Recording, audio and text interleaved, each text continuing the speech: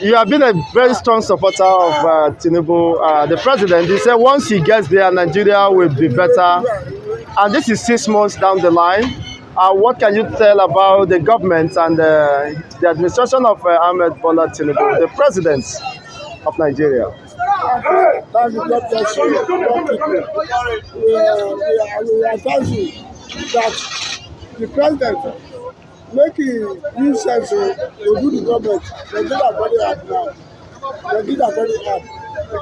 Subsidy, petrol, the two cost to make them do the refinery and the open border. Make the people make them eat food. Make we eat food. Make rice come. Make the open border. And our elders, they are too wicked. Make them know they borrow money. By Obasanjo time, he clear all debit in Nigeria. All our debit. Obasanjo clear all the debit. You know hold debit that time. But why now? They borrow money. What did they borrow money? They have gained money. What did they borrow money for? When they know poor people, when they see poor people, they are suffering. The summer is too much. The suffering is too much. It's too much. How are you coping, sir? How are you coping? I don't hold. I don't really come again. The club of the football, I don't really come again. Anybody who again knows that give me something. Are you disappointed at Tinubu's government? We don't share anything. Whether the people they impact, we don't share anything to get. We don't get anything. They don't give us anything. We suffer for him. We suffer for him. Okay, you voted for him. You suffered for him. Yes. Thinking that things will turn around. Okay, as a son of Yoruba, you voted based on your ethnic alignment. Yes, I voted him. But I don't know so they will turn like this. It's too hard, though. It's too hard now. It's too hard for people. No food to enter motor. No money to enter motor. And then you want to come down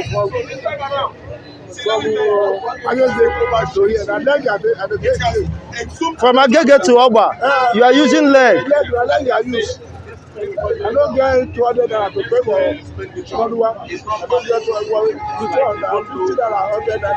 The naira 200 they collect. No money. They are picking poor people. Make them picking poor people. Nigeria do better. Make Nigeria do better. Make the open borders. Make rice come. Make food come to Nigeria. Make the heat food. Yes, I know that. I don't eat because of money. So, in 2027, if you have opportunity to vote again, will you want to vote Tinubu?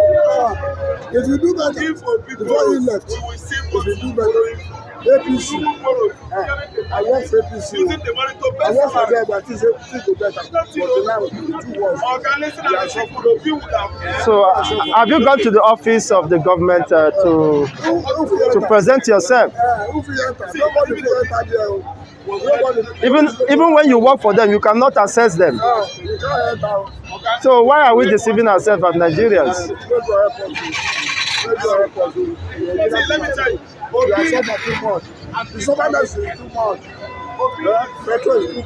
but don't you think if P2B has entered, things will be better?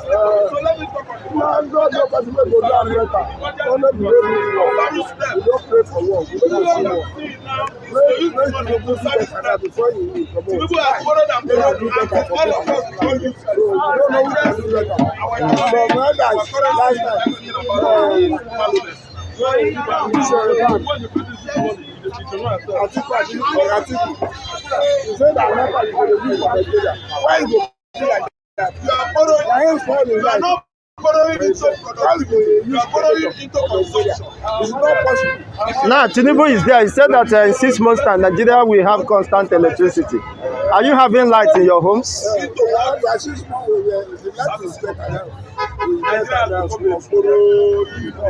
We dey see light. We borrow from IMF. We dey see light. We do everything. Charge our phone. We dey see light. We are trying to borrow into the time for that member side. Nigeria is economically. And when we help it, we try borrowing and borrowing and borrowing.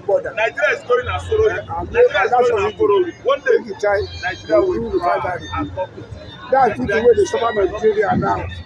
The refinery and the border. That's the way they suffer people in Nigeria. Okay, so open border so that food will come in. Yes, food will reduce that. No, we do it. Okay. We keep it. They try to do that. The refinery and the border. So it will do.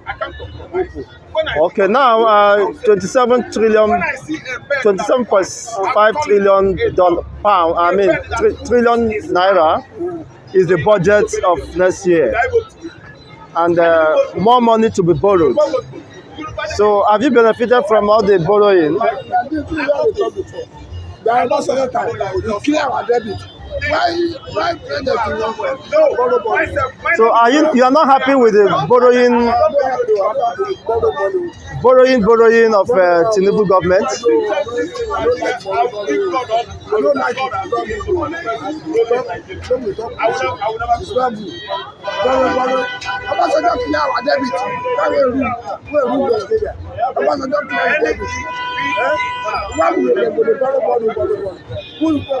Very much, my people. Good morning, good afternoon, good evening to every one of you. It's good to be back here again. The last statement from that gentleman, we are tired of this whole thing. Evil and the hardship is hitting harder on Nigerians right now. Thank you very much, my people. How you guys doing today? It's good to be back here again. Today is 30th November 2023. Today is the last day of November. We need to be grateful to God for keeping us all till today. Tomorrow will be 1st of December, right? Yes, I'm grateful to God for my life and the life of my wonderful followers. We all will celebrate this Christmas and New Year with good faith, with good health, in the mighty name of the Lord Jesus Christ. Thank you very much, my people. It's good to be back here again. I appreciate every one of you. Please press on the like button and help us to share. I would like to quickly verbally appreciate those of you that is already here with us right now. Before we continue with our presentation, we have very interesting articles and videos to present today for you guys to know where we all are coming from, or rather where we are going in Nigeria. Thank you very much, mother of all, Mommy Diaspora. Good evening to you, Mommy. Thank you very much for all you do. I appreciate you always. Mother Patricia Tagbojomi, thank you very much, madam. I appreciate you. Thank you so much.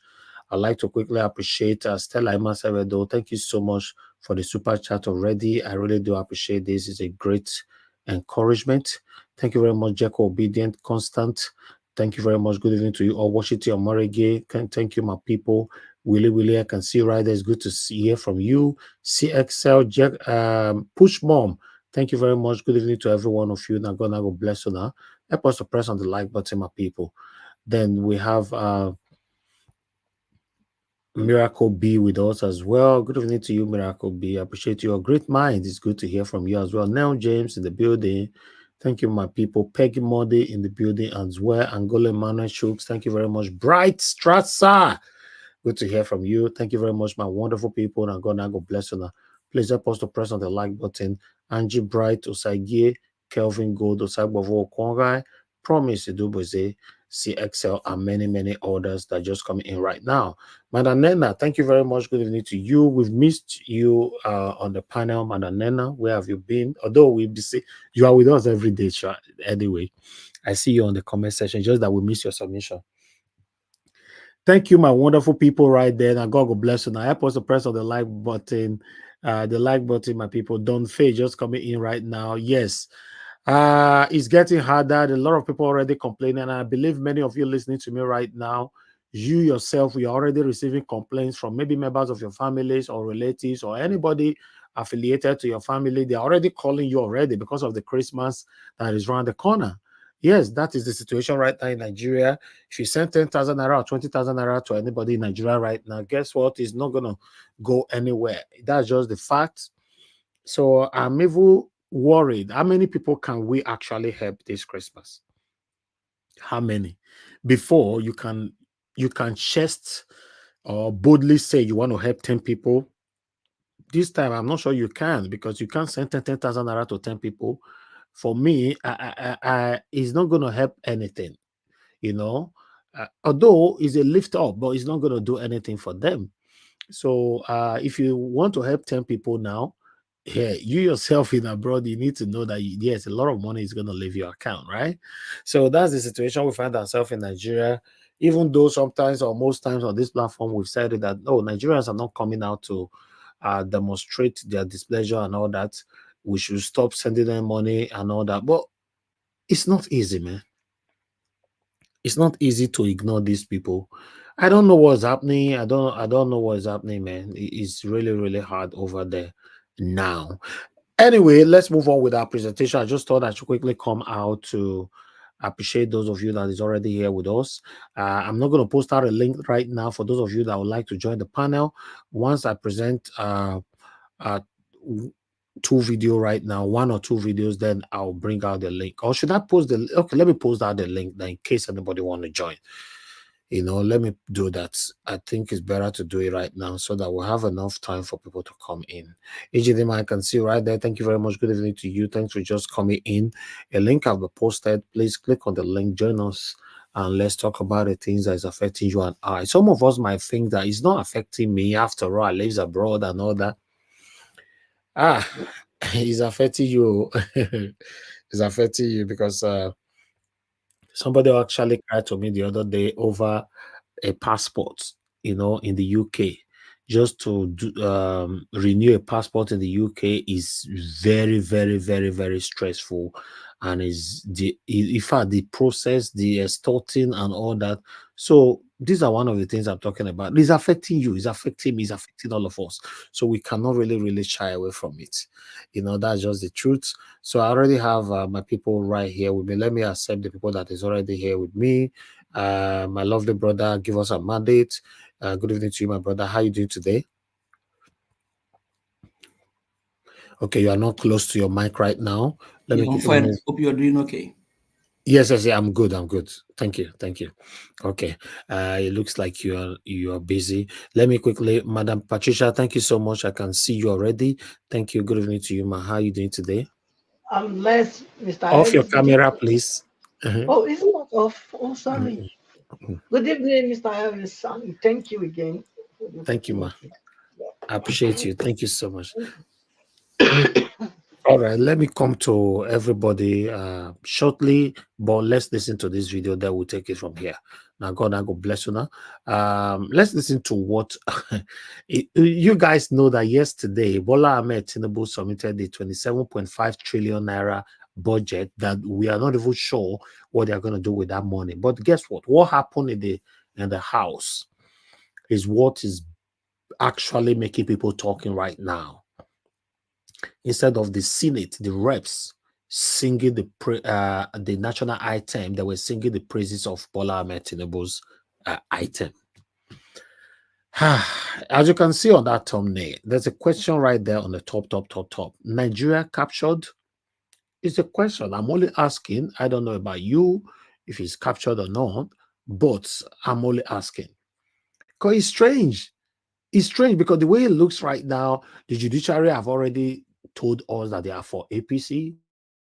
The INEC have told us they are for APC. Now, the Senate, the reps, the most painful part of it now is now the Labour Party senators, Labour Party reps. Now, wow. They say this life, hey, sometimes, the people where you trust, if they do you something, is very painful. Labour Party reps and senators, God, I can't believe this. But meanwhile, let's take this before we come back again to analyze it properly. I appreciate you all, my people, and God bless you. We passed this budget so quickly, but however, after that budget proposal, President Bola Ahmed Tinubu traveled to Dubai for COP28 for the climate summit, which is themed Unite, Act and Deliver. There he'll discuss severe impact of climate change on Nigeria. And you know that, we had a lot of issues with flooding, as well as erosion, drought, and national security. The president obviously must have traveled with senior delegates for that summit. We don't know who they are. We don't know the ministers. I know that the Minister of Environment will be there, as well as Minister of Foreign Affairs. But another reaction trailing the joint session of the National Assembly was a song of allegiance, "On Your Mandate, We Shall Stand," which was used to usher in President Bola Ahmed Tinubu before he presented the budget. Well, let's take a listen before we come back for a discussion. So, distinguished colleagues and honorable members, let us at this point welcome the President, a man with track record, an alumnus of the National Assembly, to present his budget estimates. Can we give him a resounding applause?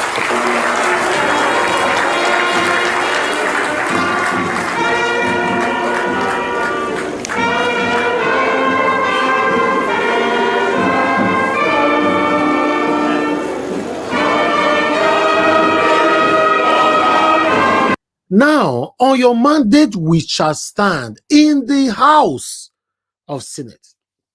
Now we have different various of parties right there. We have Labour Party, we have APC, we have PDP, we have ABGA, we have different parties right there. What happened to other representatives on that house yesterday? They were singing that music together.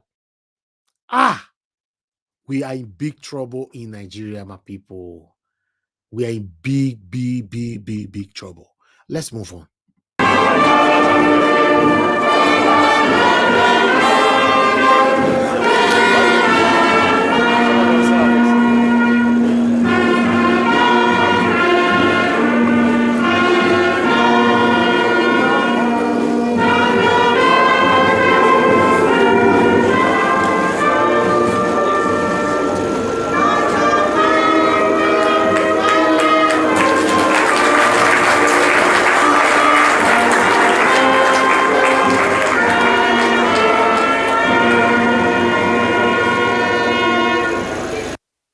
Well, all right.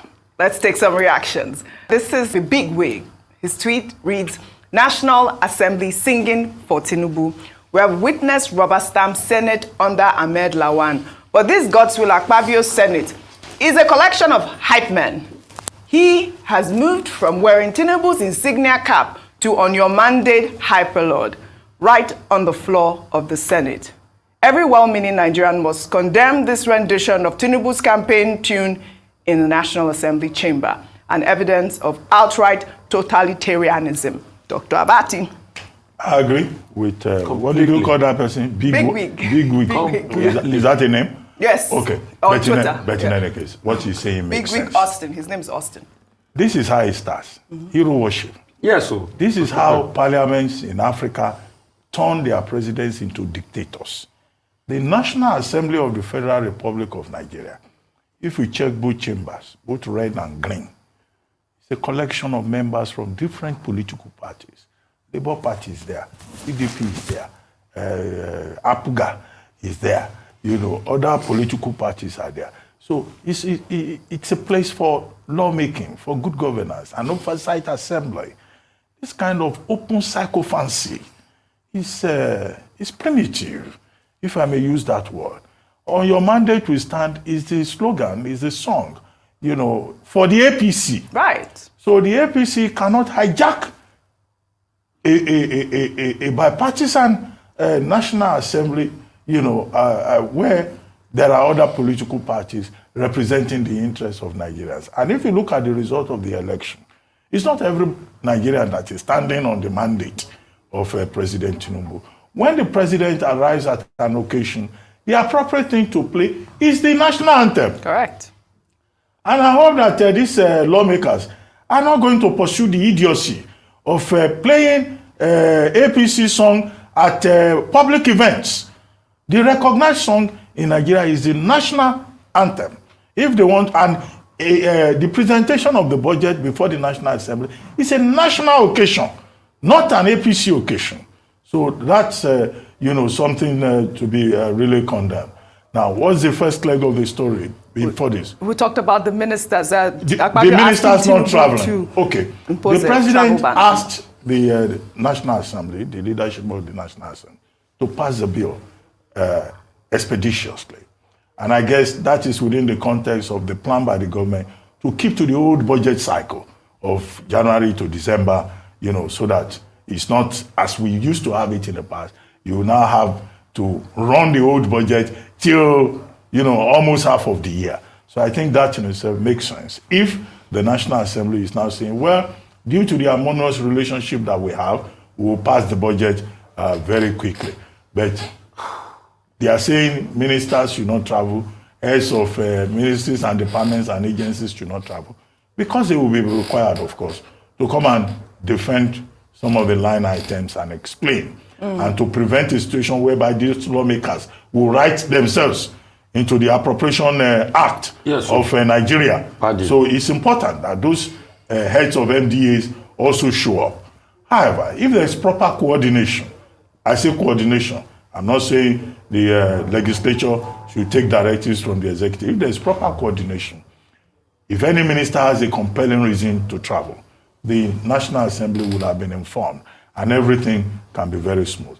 But the more important point is that the National Assembly has an obligation to do due diligence, not to use that budget to fund luxury. Nigerians don't expect that they will start importing luxury items, luxury subheads into that or constituency projects for their own interest. But otherwise, the Senate President made a number of points about the need to reduce the debt burden, the need to prioritize education, the need for diversifying the economy, the need for Nigeria to stop over-dependence on crude oil, and his point about, how to unbundle some offices, particularly ministries and agencies, either to scrap some or join some. What he needed to say really is that the Tinubu government must summon the courage to implement the Onosaya report,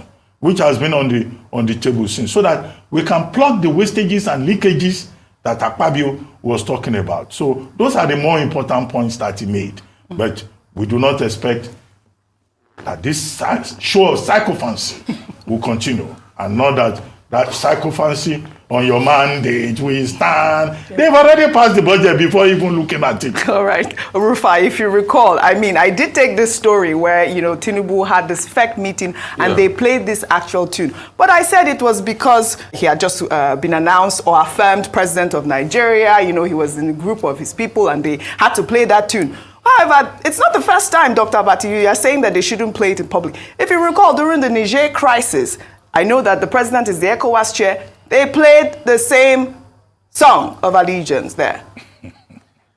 The allegiance will be to the Constitution, not to an individual. Dr. Rufai is... I'm blowing hair. To be honest, I will give credit to Abati today. On this platform, we say it how it is. Abati's submission to me was, in fact, I applaud him. Let me put it like that. But the outburst of Rufai, where could I hear him? This morning, because God help me. At first, shame on all our National Assembly members that were seated there where another song of allegiance was played. Shame. And if we truly had a country, if we truly had a republic, by now, those in their constituency should be sending them letters to show how disgruntled they are, and if possible, recalling them. It is that bad. We're losing a country with sycophancy. But it's not only Tinubu. It happened during Buhari's administration. Remember how people were wearing Buhari's insignia on their body? Now everybody's wearing his cap and all of that. What level of madness have we got into in this country? It's a whole new level of madness.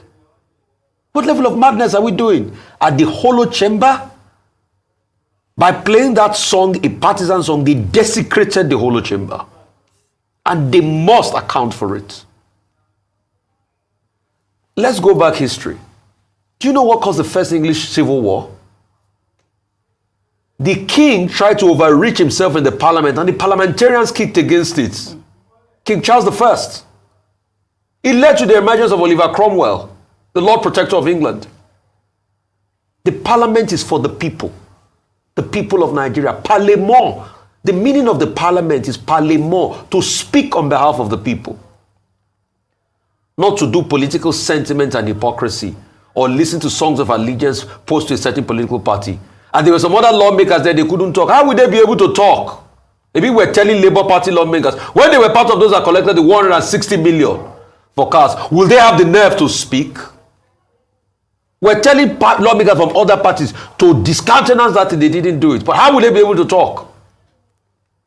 Oh, we forget in a hurry, Oji. We forget that there are three co-equal arms of government in this country.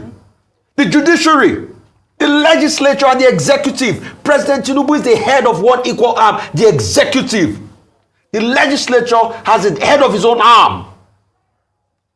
But we have a legislature that don't even know themselves, and they are kowtowing to the executive. They are worse than copy and paste now. They are worse than rubber. They are hype men, as Big we call them. Hype men. So shame on all of them for not understanding that they are a co-equal arm of government in this country, and they are singing an allegiance song. Well, all right. To the executive. You can see where we started. Yeah, I mean, I thought it was important to highlight it. We don't need a hype man at the National Assembly. We'll take another story. The Kogi State governorship candidate of the People's Democratic Party, Dino Melaye, on Wednesday announced that he will not challenge the electoral victory of the All Progressives Congress before the State Election Petition Tribunal. Melaye, who came third in the election, alleged that the judiciary is no longer independent, but a department of the APC, and called on all opposition political parties of Nigeria to boycott all future elections until the current INEC, constituted by APC members, is dissolved. Let's take a listen. I hereby call on all political parties to boycott future elections in this country until Mahmoud Yakubu and the corrupt commissioners of INEC are completely dissolved and a new credible INEC constituted. That is when we can have democracy. If we fail to do that, participation by political parties will mean legitimizing, endorsing, and promoting the illegality that is ongoing.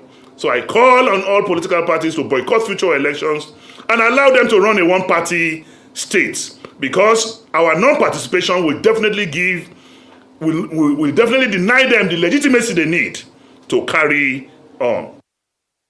Well, I think that Dino Melaye is right on one score. If you recall, yesterday there was that Citizens Town Hall, was it on Tuesday, where the former INEC chair called for the unbundling of INEC. There are more poor people in the country now than we have had in the last 2-3 years.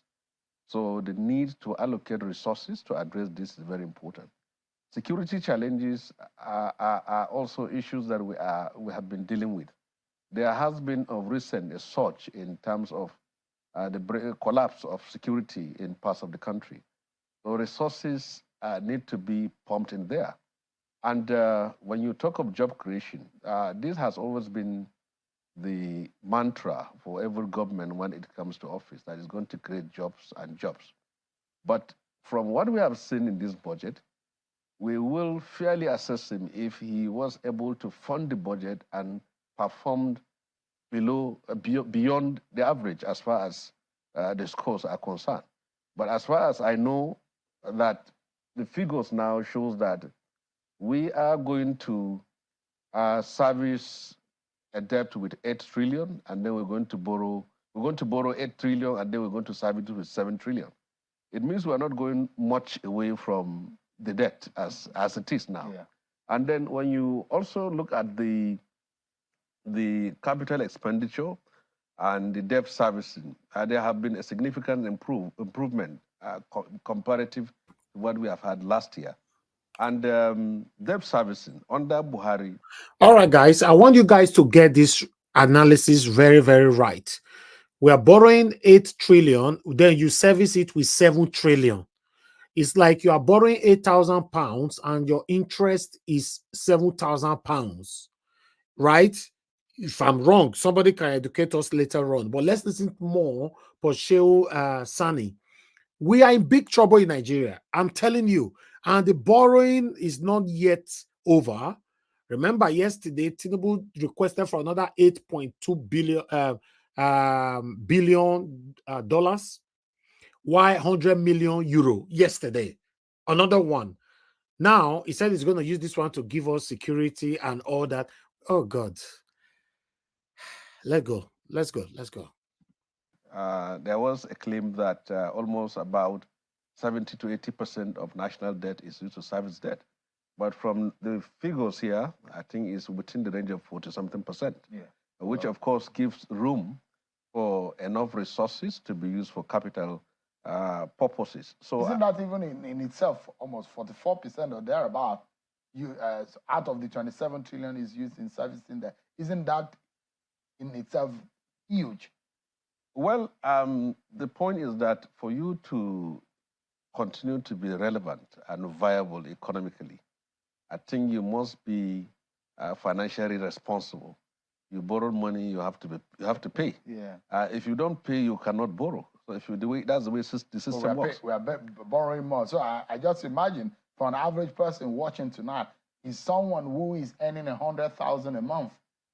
Out of the 100,000, you are paying about 45,000. Your 45,000 naira out of that money is used in servicing debt. You take transportation out of it. You take feeding out of it. You imagine what is left. So I mean, just imagine and making it as lay and as it could be.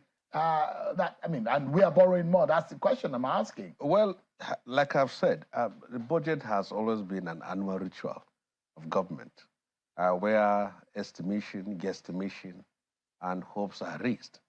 But at the end of the day, what becomes of it? How does that budget impact on the life of people in terms of education, health, infrastructure, transportation, and so many fields in terms of poverty, alleviation, the manufacturing sector? He has about, I think, 8-point agenda. And going by this budget, I do not think that impacts can be made, but it is certainly not going to meet up the target which he has set for himself as a government. So I can say it clearly that this budget is not much different from the one that was inherited, but there is hope in the sense that those who crafted this budget and also the elements that have been enlisted to steer the economic ship of state are people who have over the years proven their worth, and I believe that they will do better than the last government. The video right there on channels, but meanwhile, because we have article that we need to present to you quickly, so we need to stop that because of time. I believe this is the last presentation that I have for you guys, this article here. You know, as you all know that in Kano, the situation in Kano, NPP, you know, our situation is still currently going on there, you know, but now NPP have issued out a warning, you know, a drastic warning to that there will be a crisis if Kano mandate, you know, they refuse to give it back to them. So let's quickly take this one. Let me put it on your screen. Please bear with me. I'm trying to get a lot of things out of the way. One moment. Be with you guys shortly. I'm working on it. We're almost there. Please help us to press on the like button, help us to share, and let's do this together. Okay, I can see somebody on the backstage. Please bear with me. My hands are full right now. I'm doing so many things at the same time. Okay, there you go. Okay, let's take this one together, my people. As you can see there, denying us Kano mandate will ignite crisis. NNPP tells ECOWAS, EU, UK, and US. The leadership of the new Nigeria People's Party, NNPP, has said that denying the party its mandate in Kano State will lead to a crisis in Nigeria. Okay, anyway, let's move on. So I'll take this one. The leadership of the new Nigeria People's Party, NNPP, has said that denying the party its mandate in Kano State will lead to a crisis that would extend beyond Nigeria to other African countries. Wow. The national auditor of the NNPP, Ladipo Johnson, read a statement signed by the acting national chairman of the party, Abba Kawu Ali, at the offices of the Economic Community of the West African Commission, ECOWAS, European Union, American Embassy, and British High Commission on Wednesday to protest the verdict of the Kano governorship election at the Tribunal and Appeal Court, said there are clandestine moves to truncate the will of the vast majority of the people of Kano State. With respect to the governor, they elected on March 18, Abba Kabi Yusuf. So it went on. One moment, guys. He said the atmosphere in Kano was already charged as the people already feel cheated by the 2019 general election. He said the party was not taking the development with certified true copy of appeal court judgment lightly and will do anything within the ambit of the law to take what the entire world knows is ours.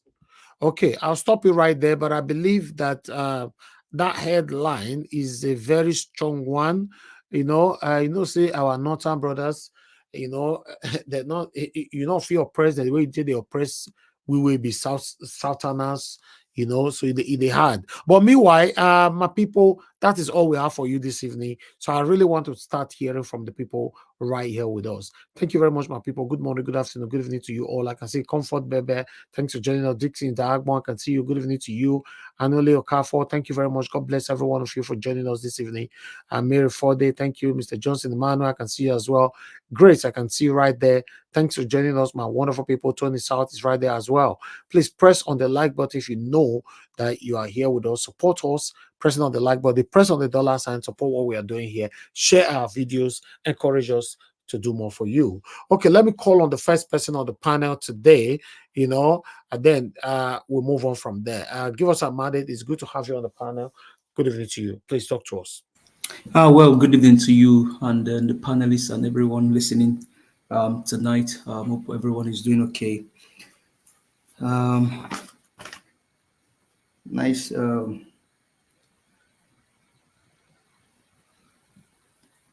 So Nigerians, I think if Kano people actually are taking their own destiny into their hands and not waiting for their sultan or waiting for their imams to tell them that the fraudulent person that the APC are trying to bring in maybe it goes straight for them, then Nigerians, I think there is a need for time for us to arise and take the country back. Because so you need to understand now that all of these things that is said in this article is not only in Nigeria, it transcends into ECOWAS, into UK, United States, and then the European Union.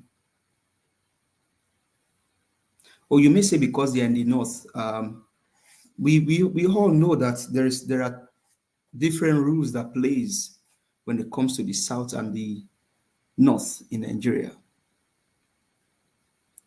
But you have the political willpower to turn things around in your country. You have the power to change things. You have the power to chase these guys out. Because if people voted for who they wanted, and then a few people are trying to change the political will of the people, and then after it all, they cap it and say, oh, maybe that's how God wants it. No, that's no. You can stand your ground and you can take things back. This is a very strong dad warning. Abia, you can Imo, you can do the same. By essence, if you decide you want to do the same, you can do the same. For Kogi, I don't know. Because even the guy in question, Dino Melaye, sat in the house for several years. Can you go to Kogi and check if there is any project that is attached to Dino Melaye's name? Rather, he spent money buying wristwatches, buying exotic cars, as a senator. Hey, Dino, let me even ask you, how many people do you give scholarship when you're a senator? The very first time I get to know you is the fact that you made a video, and in that video you were showing the wristwatches that you have. Dino, that is how I get to know you as a person. You were showing your wristwatches. When people are dying of hunger, people are being pied, people are suffering. There's no project that can be attached to your name. There's no medical center that can be attached to your name as a senator. And when something playing from your background, brother. Sorry, and when they brought you to the floor of the house, Mr. Dino, you fainted. As a senator, you fainted. They brought you to the house to come prosecute you for the money that you stole. Allegedly. But it's not allegedly because it's been proven that you guys stole more from Nigerians. And when they brought you to the floor of the house to come prosecute you, you fainted, Dino. That is why you will not pursue this election, because you know that you lack the willpower to do it. You cannot do it. You will never do it. You can never do it. You didn't even voted in the past election that you were a governorship candidate in, Dino Melaye. You didn't even vote in that election. And they asked you on national TV, you said, is it mandatory you must vote? Like, seriously, Dino? Like, seriously? It's like you take people to World Cup and the referee, the coach of that team is not there. And they ask him, oh, you're not there. That's why your team lose. And he said, I don't have to be there for them to win the match. Dino, you cannot fight this. You cannot dare fight. Because you know the evil that you did against the Kogi people. And so whatever thing you're saying today, there's no value in it. It cannot be trusted. No, it cannot. You calling for people to unite, not someone like you, Dino. No, you don't have that political willpower to do it. It's only sad that the people that should look for a better candidate, they didn't do that job and allow someone like you to come up as a candidate. Now, then when you now go to the song being sung on National Assembly floor, no. Nigerians, you cannot raise eyebrow against that song. No.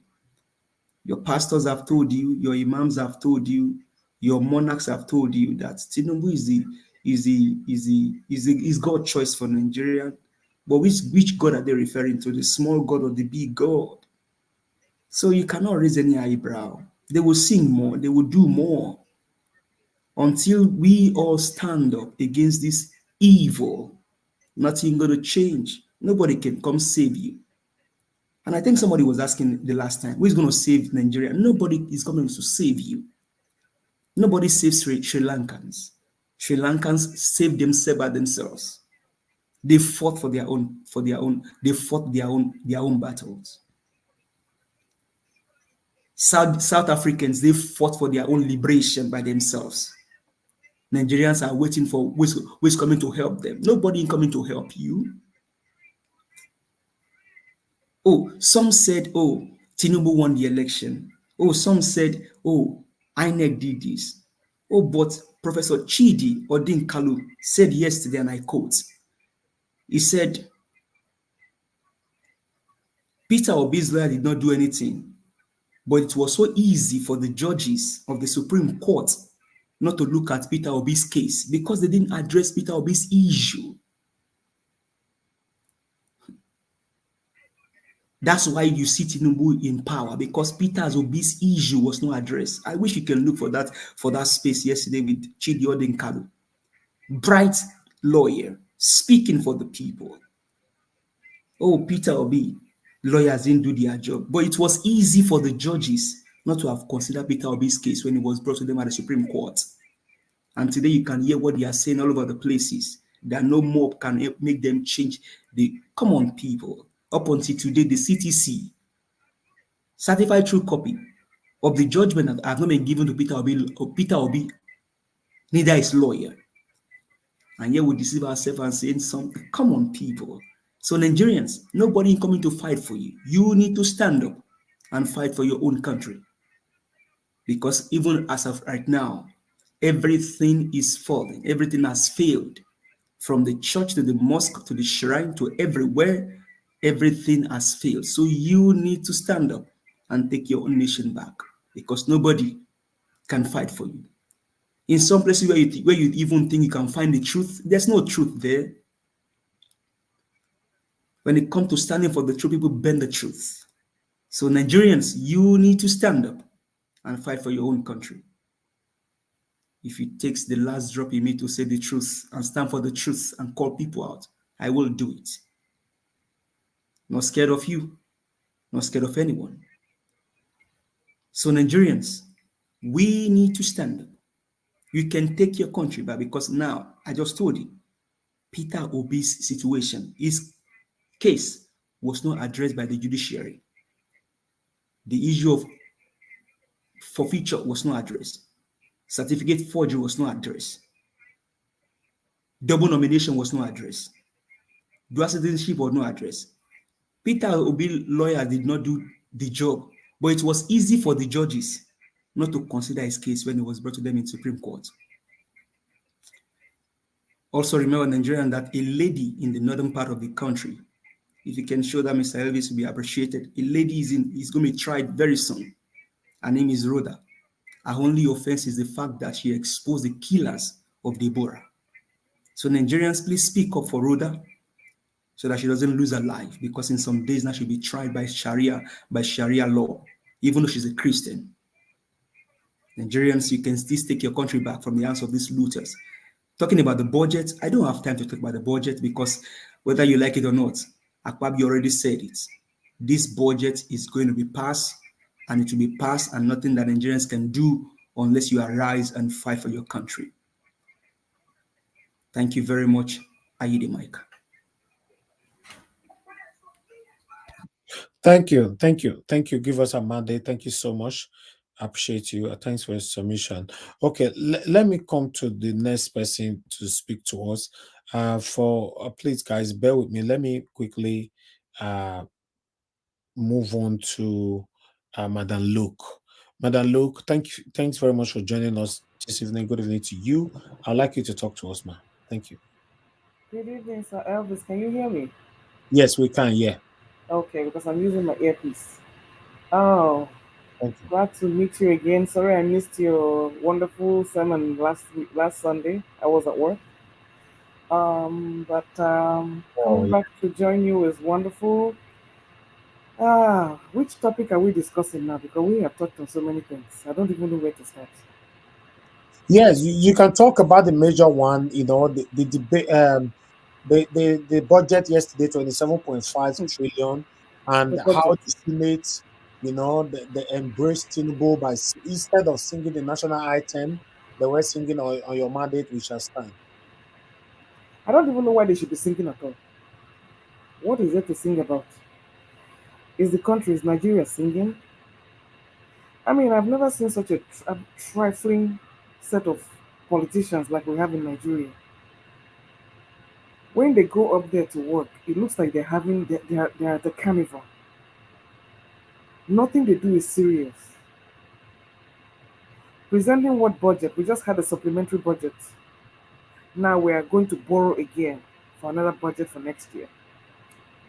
I don't know. Shehu Sani just said it all. I just listened to Shehu Sani and I'm like, we all know what the problem is. We all know what's going on, but what can we do? Somebody, Mr. Ivy Jack said it there. Who are we going to cry to? Who are we going to cry to? Who is going to listen to us? Because the impunity is only getting worse. And Nigeria has truly been captured. I keep scratching my brain every day for a solution. What do we do?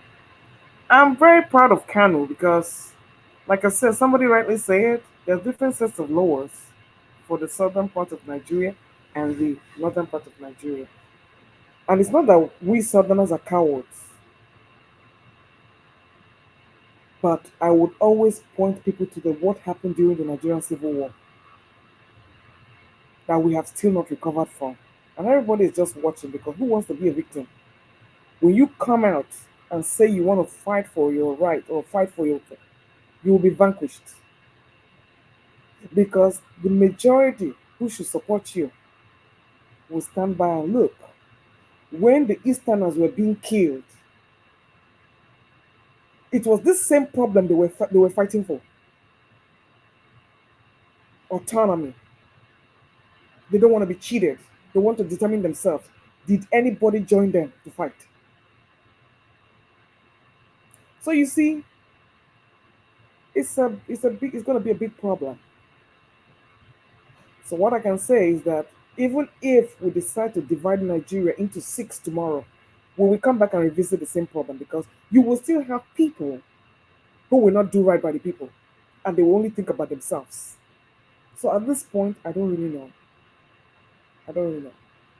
Like if you look at the whole of Africa, is there any country that is progressing in that continent? What's wrong with us? What is wrong with us? So at this point, I am just in my sober state where I can't sleep. Nigeria is always on my mind. I don't really know what to do. My heart bleeds. I don't live there, but if you think because you don't live there doesn't affect you, then you are joking because your soul is entrenched in that soil. And whatever affects you then would always affect you no matter where you are on this planet. So I'm watching Kano. Maybe that's where the whole thing will start from, I don't know. But when you are talking about different rules for the country, the North remains untouchable. You know why?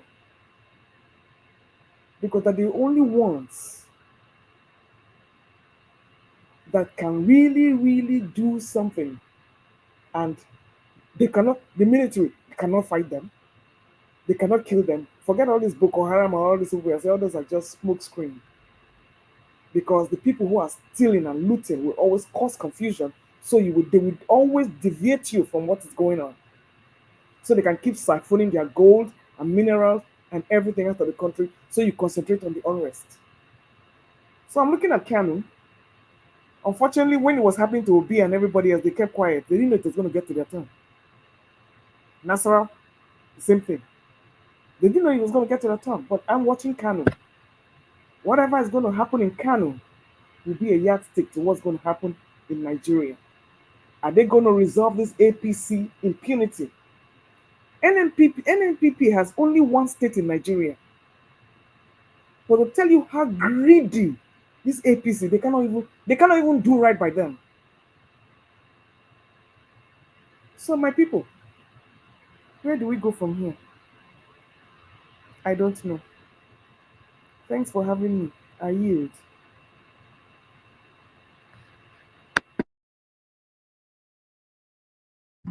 Thank you. Thank you very much, Madam Luke. May God bless you. Thank you for your submission. Yeah, it's the situation in Nigeria is really, really disheartening. You know, let us move on, my people. Press on the like button. Let's hear from Mr. Alex.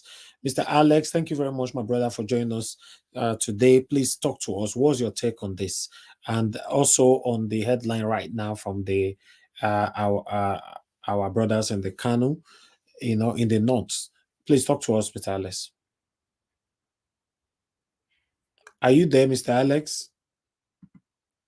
Okay, Mr. Alex, you are not available right now. I'll move on to the next person, then we'll come to you. I wanted to prioritize it before because you joined us from Nigeria. I am very available, my brother. Over available. Strong network.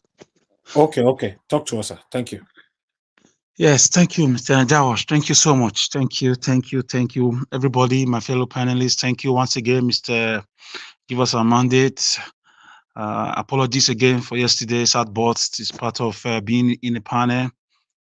You know, sometimes I'm very grateful to God that we don't meet physically. If not, it would have been far worse. That's why you see sometimes in some countries, some places, people go physical because of the argument about the future of their children. In different parliament, in different forum or fora, people can even go physical and later they make peace and the country moves forward or the organization moves forward. So it shows that we are not synthetic, shows that we are real. Now your stash and your black suit, I won't carry you. If you yes, yeah, I would like to eat your amala and ewedu and begiri and the rest if you have them in America. You don't eat amala and begiri before.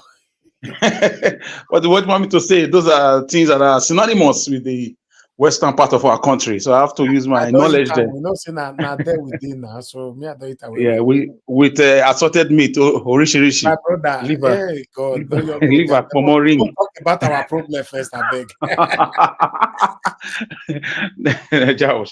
Okay, yeah. We don't have any other country. No matter how bad our country is right now, it's still our country. No matter how dirty it is, it's still our country.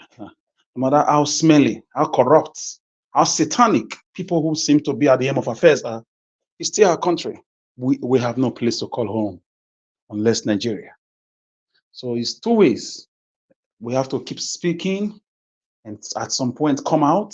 This is how obedience movement's gospel spread across the globe. It was from social media. So now we are calling for people to come out to take their land back.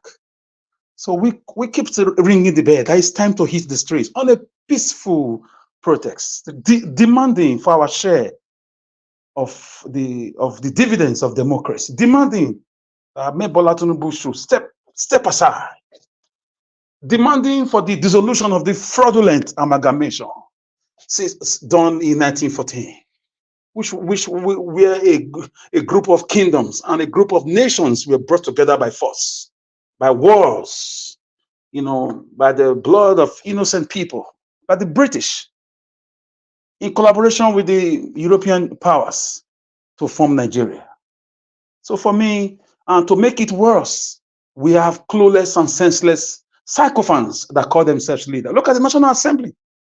Look at the National Assembly. I was the first political whistleblower about some months ago. I saw it.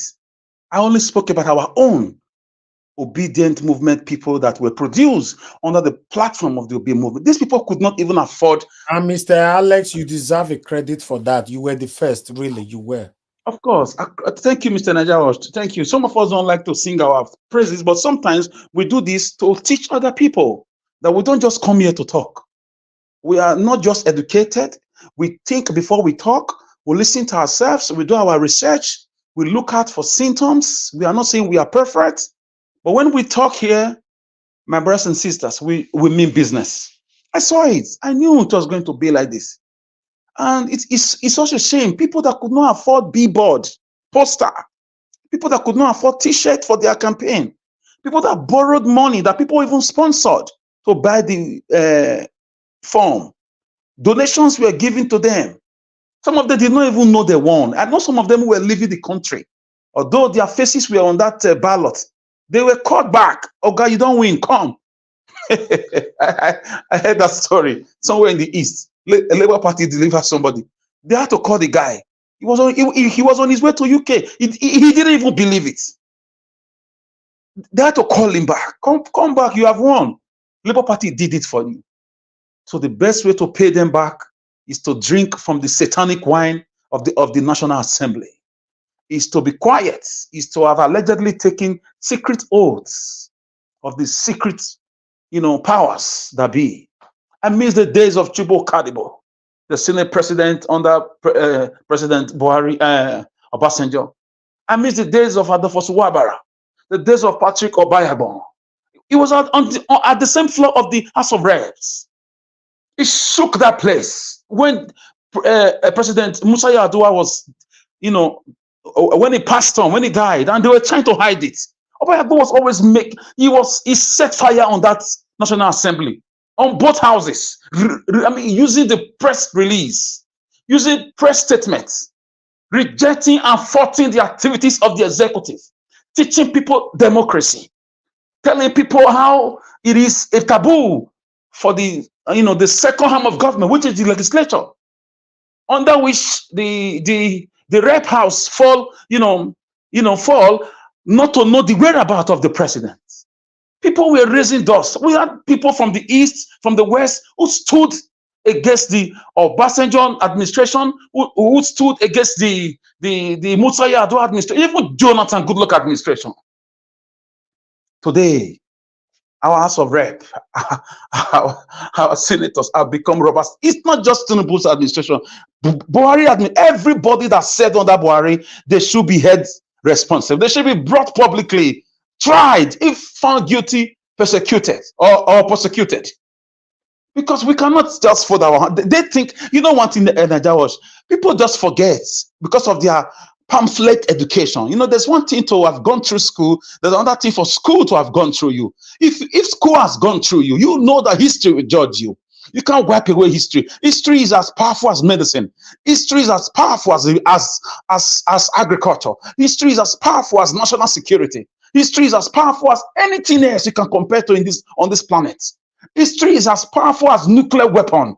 History will judge everybody. We are calling names today for Armando Bello, Nnamdi Azikiwe, Abat Macaulay. We are calling names of nationalists, Antonio Nauro. We are calling names today. Go to South Africa. They call their own names too. Mandela and the rest of it. Go to Zimbabwe. They call their names. In Nigeria, history will judge everybody. A time will come, everybody will give account.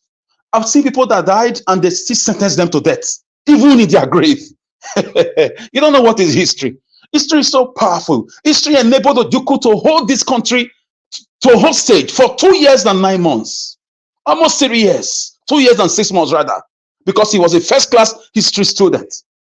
So whether the war succeeded or not, but he was able to hold Nigeria on a standstill. If not sabotage. He won that war. So the point is this: history will judge everybody. My coming here on this platform is like, it's like 2-3 years now. That is an history. People will come one day to find out my contributions here. They will call Nigeria Wash. He may not be the one in charge anymore. He must have handed it to someone else, but he's still the boss. They'll call him to make research. Give us 20 videos of that guy, 20 audios of that guy. We want to know him. That is history. They are going to the archives. It can happen to you too. Your life is a daily history. People are going to reference it someday, somehow, somewhere, for good or for bad, for praises or for tantrum. So the ungrateful Labour Party produced Senate and Rep members. History will judge you, because this is outright wickedness. It's like begging somebody to give you a ladder to climb, and the person said, no, I've given this ladder before. People used it and never came back to say thank you. Oh, you say, oh, please give me this ladder. I will never forget you. I will hold the ladder for you to also climb. I will speak for you when I get to the top. Without this ladder, I cannot climb. Please give me this ladder. Although I don't believe if those who are competing with me will allow me climb, but just give me this ladder. You are the only one that has this ladder. Without you, I can't even dare to climb. Please stand with me with this ladder. And you reluctantly gave your ladder out. This boogaboo, this that should be poo-pooed to the dustbin of history, uses your ladder, gets up there, throws it at you, and spat at you, is what Labour Party Senate and Rep members have done. And by extension, House of Assembly members produced across the country by Labour Party and the obedient movement. Peter Obi will be weeping inside him right now. He may not be able to express it for political reasons. Him and his family and his caucus will be discussing these things. Trust me, they are humans. They'll be weeping inside them. Abude will be crying inside him too. Ahmed Dati will be crying inside him. Nigerians in diaspora will be crying inside them, who sent money back home, who posted the obedient movement, programs, who hosted programs. People open platform for the first time in their lives because of the obedient movement, to give popularity, step by step, precept by precept, block by block. We all came together. That's how we defeated them in Lagos, in Abuja. That's how we defeated them in Edo State, in Rivers. That's what led them to quickly switch off the beavers. And they quickly switched it off because the beating was. As they see the hammer, they land for their head. They switch the beavers off immediately. That's all. Exactly. They left it for a while. They left it in like for some time. But when they saw it in some key states, even in the north, They were amazed. If these satanic people allowed the vote to count, Peter Obi would have been like 98%, while Tinubu and Atiku will be sharing 2%. My brother, they saw it. They saw the fireworks. They saw it in Bayelsa. They saw it in Benin. They saw it in Warri. They saw it in Ondo. They saw it in Ekiti. They started swapping results. Here is the news. When the soldiers and the people that killed Jesus were told that he was going to rise the third day, they put soldier around the grave. They put soldier. They said, let's see where he will rise. Jesus rose. They were asleep. Obi, for me, in our hearts, is our president. I want to let you know, guys, ladies and gentlemen, you did very well. Forget about the people who have used your ladder, your vote, your PVC. They climbed into the hallowed chambers. They climbed into the House of Assembly. They climbed into different arms and levels of government, and they kept quiet. They spat on your face indirectly. They called you names. They mock you while they are drinking their red wines and champagne. Let's leave them to history. Leave them to history. History will judge everybody. For me, whether you want to participate in political activities or not in this country, is up to you. But for me, for now, I decide to stay at the sidelines because of the lack of transparency. We have to hit the streets. We must hit the streets because no Nigerian is more Nigerian than any Nigerians. He said that you give us our ancient Benin Kingdom. Let us manage ourselves with the lands we've given out through proper negotiations by the colonialists. We gave out lands. We gave out Benin Republic. We gave out Togo to the French through the British treaties. We gave out lands. We even Delta State, Bende. We gave all those parts out. We still don't mind. We can build a nation with Edo states bringing it back to the ancient Benin Kingdom. Because we cannot stay in a country where herdsmen will rape our daughters. No. They should rape Tinubu'S people, not my family members. I have to go to my house. My house is my kingdom. We don't want it. I can't be in a nation where my children's name are being used to borrow money without accountability. I can't be in a nation where National Assembly are docile. They are just incommunicado. They've gone to political oblivion. They've been overfed politically. How can human beings be this ungrateful? Every political party have a caucus. You hear of the PDP caucus in National Assembly, the APC caucus. I have not heard anything about the only one. Once in a while, they just throw a few lines because of media outbursts. People are crying like we are crying now. That where are they? When you needed this ladder, you cried, you begged, you knelt down inside the sun. You were begging. Some of you were wretched people, poor. You couldn't afford fuel for your vehicles. Some of you did not even have a car. You even came out to say you were keke riders. Where are the keke riders now? To condemn the borrowings, to address the issue of insecurity. Listen, you're right. As a legislature, no arm of government is stronger than any arm. Judiciary is not stronger than the legislature. The legislature is not stronger than the executive. They are the same. They have their own checks and balances role to play. That's the beauty of democracy. It's just a shame. They are singing. What they just did is a treasonable felony on them. Instead of singing the national anthem, you are singing on your head you shall stand, not on your mandate. On criminality you shall stand. On Professor Mahmoud's declaration, fraudulent declaration, you shall stand. On switching of beavers, you shall stand. On declaring there were glitches when you were losing, you shall stand. That's treason. Because when the president comes in and goes out, you sing the national anthem. Then all of them ought to be subjected by rigorous questioning by the judiciary in a country where things work. Both the executive and the legislature right now should be on a political inferno, but nobody will do anything about it because we've been captured. The fear that sends, the activity that sends fears into our spines in the infamous Lekki Tollgate massacre is what has led to all this fear everywhere. I can't trace it anywhere else. Listen, you're still going to have to die. Old age, you die. Accident, bad road, what's it called? Bad medicals. Pray you don't fall sick in Nigeria. So whether they kill you while you are protesting, or I mean, they take your life while you are protesting a just cause, you're still going to lose your life anyways, because these guys are a gang of thieves.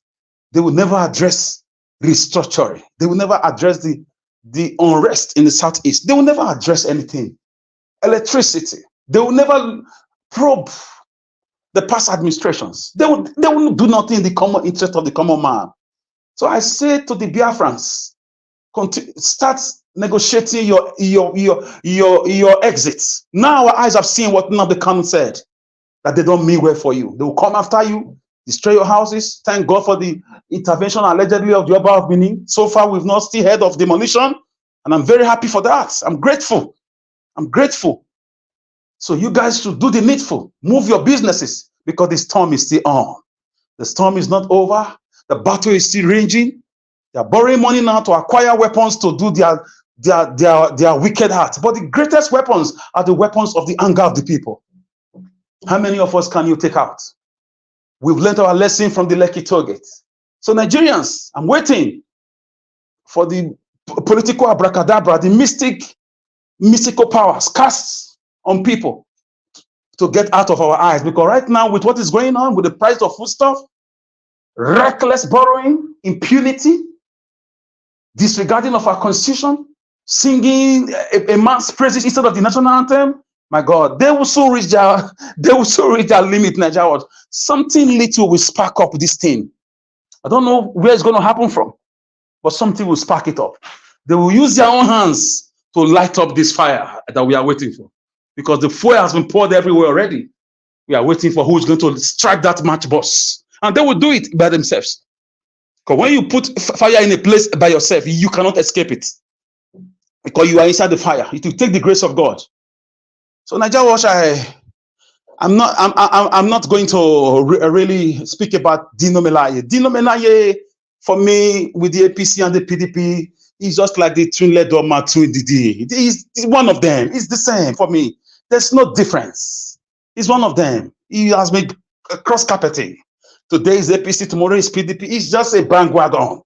He's one of the looters. A man that has more than 7 or 8 Ferraris, 6 Lamborghinis.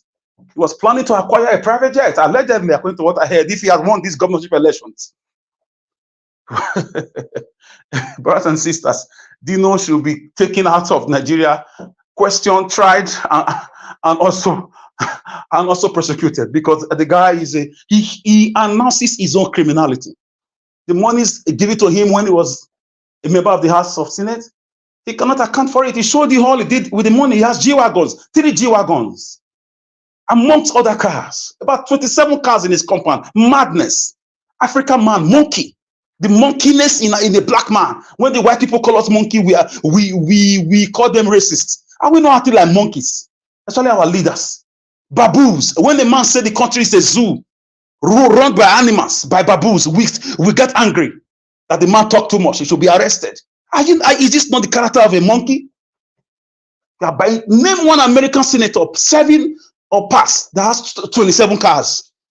If not madness, name one British congressman or woman that have 27 cars.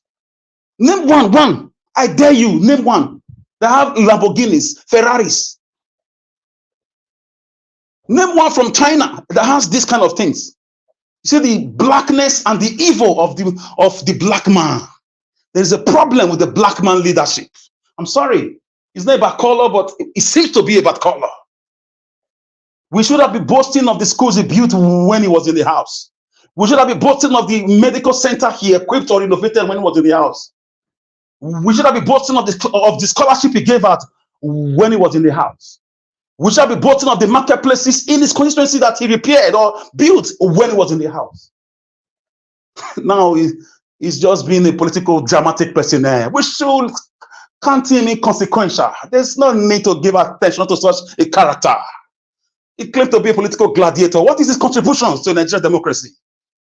Apart from buying cars and acquiring plastics and metals, vanity upon vanity. All is vanity. Read the book money does not make you happy, you realize that money is just transcends. It's a means to an end. It doesn't bring you happiness. So on this point, I'll leave it here, Mr. Najawash. As usual, this Maumbo Logomaki, and my Logomaki, I leave here without Logo Apacha. Thank you, Mr. Najawash. Thank you, my Obat for now. brother. Mr. Alex, now God bless you, my brother. They are the same people. Dino 1, Dino 2, Dino 3, Dino 4, up to Dino 12. That's the plate number of all his cars. You know, so he's crying today because it's not favorable to him. If it was favoring him, you know, Dino will not be speaking the way he's speaking today. Have that in mind. All these people, they are the same people. Well, meanwhile, before I will take a call, because a couple of people call it in, you know, I forgot to take this article earlier on. I would like to quickly take this article here. Please bear with us. Let me quickly bring this article here about Fayose. Fayose, you know, who were advocating for Tinubu throughout the campaign. You guys remember? I say Tinubu don't turn it back on them or somehow, so I don't understand. Because, you know, they say EFCC down, go revisit them again and say, Fayose, what do you do? Tele. It's time for you to come pay for it. You know, as you all can see right here, we lifted 1.2119 billion to Fayose for 2014 election. Urbanikoro tells courts. Now, although I don't want to read it, you know, it's just there because it's part of our topic, so I'll just leave it right there. But at the moment now, Fayose, they don't drag and go back to court again. You know, I wonder how Ingote survive this one now. But in talk well for Tinubu, see whether rain or sun. Now Tinubu in deal with. But I say Tinubu don't they shook, don't they put pepper for their eye now, not be small, you know. Wow. All of them are fighting for their own selfish interests. That's it. You know, but I would like us to quickly take one or two calls. Then I'll come back to the panel again. Please bear with us, my people. I appreciate every one of you. Please press on the like button. Help us to share. It's very, very important. Please press on the dollar sign as well. Support what we are doing here and encourage us. Good evening to you, sir. Thanks for calling in. Please talk to us. Good evening, Mr. Najawat. Thank you, sir. And good evening, my brothers and sisters in Fanny. Mr. Najawat, thank you very much for giving me this opportunity. Thank you, sir. Really, I was not happy yesterday, Mr. Najawat, with Mr. Alex, but today I'm happy, more than happiest, because Mr. Alex shows that he's mature enough. He has come to today and apologize publicly to give us a mandate. I am very happy. You have shown that you are mature enough. You have shown in this panel that our brothers and sisters, we can offend each other, but we can apologize immediately first. Exactly. I love you for that, Mr. Alex. I appreciate you. Thank you. One again, I wanted to say something. In this panel, we have been saying that, I remember the other days that we were saying that you wanted not to start first. When the not start come out first, other parts of countries will join. I'm telling you sincerely, not I started since about 9 days ago now. I was in Kano, I came back on Monday to Abuja, and I expected every one of us to join now. Every part of country, southwest, southeast, south, every one of us will come out and join this rally, because we have to prove it that we are citizens of Nigeria. We have to prove it that we are born in Nigeria. We have to come out and take our country back. We have to do that, please, and please, every part of country should come out now. Not have started it from Kano, just join it, and we are going to start by it. Everybody should come out and join this thing. And join this rally, we should prove ourselves that enough is enough. We are not a slave in Nigeria. Nigeria is our country. It's my fatherland. I'm a family of Atairu. Nigeria is belong to me. It belongs to every one of us. We should come out and prove it. Thank you, Mr. Najawat, Thank for you the very much, opportunity sir. you gave me. Thank you, sir. May God bless you. Thank you, sir. You see now, anyway, let me pick this call. Good evening to you, sir. Thanks for calling in. Please talk to us. Hello. Hello, sir. Yeah, your name and where you calling from? Yeah, this is Jonathan. I'm calling from Turkey. Okay, Mr. Yeah, how are Jonathan, you, talk to Mr. us. Najawash? Yeah, I'm fine, Yeah, sir. I Talk listened to to us. I listened to this your Mr. Alex submission just now. Okay, I really respect Mr. Alex the way he talks, and I really appreciate the way he talks. But the way he was just counting the Melaye was not really right. Are you looking at the messenger or the message? We know Dino is not perfect, but you have to speak to what he says. Was he saying the right thing? Forget this person now. Was he saying the right thing or he was saying the wrong thing? You need to look at the messenger. The message, not the messenger.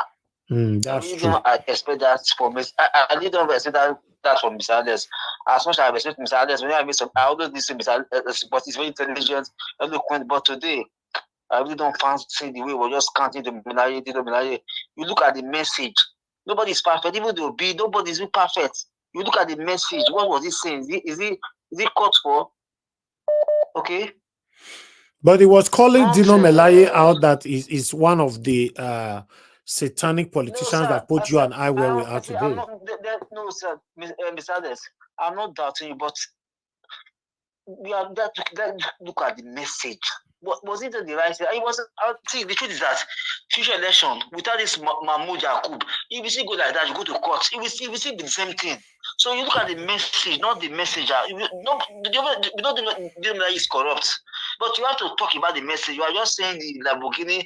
Okay, having a car is a crime. Not that I'm supporting or having a car is a crime. Anyway, you are. Even it's brother in Nigeria, Bobizwa, don't Bobizwa have more than 10. I'm a Benin boy, though I'm in Turkey.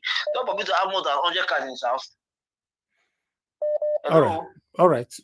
Your message has been heard. Thank you so much. Thank you, sir. God bless you. Too much. Thank you. Thank you, my brother. Thank you so much. All right. Let's hear from Madam. Love God is my strength. Thanks for calling in. Good evening to you, Madam. Please talk to us. Can you hear me? Yes, we can. Go I've ahead. lost my voice. Oh, sorry about that. We can hear you. Oh, thank you. I was in hospital. I just came back. Oh, so sorry. So sorry to hear that. Good evening, everyone on the platform and everyone on the comment section. And mostly, Mommy Diaspora, I just want to say thank you for all you do for us. God bless you, man. The man that called from Turkey, I don't want to go against your comments or what you said. I think that's the way you feel. That's what I will say. You see, when we say we are attacking, what's his name, Dino, it's not because we hate him. We don't hate him. But before you can come out and preach to someone, you need to wash your own self. Dino was in the house of the Senate for how many years? Instead of him to do anything for his own land, his own consequence, where he got elected, he didn't do anything. There was nothing for him to show for it. Dino was only buying cars, buying watches, living big, luxury life in Dubai, America, with his children. Dino did not do anything for any people in Kogi. PDP choose Dino because they have no other person that they can bring out to represent them with the PDP. That is why they brought out Dino. Dino has no right to talk about any corruption.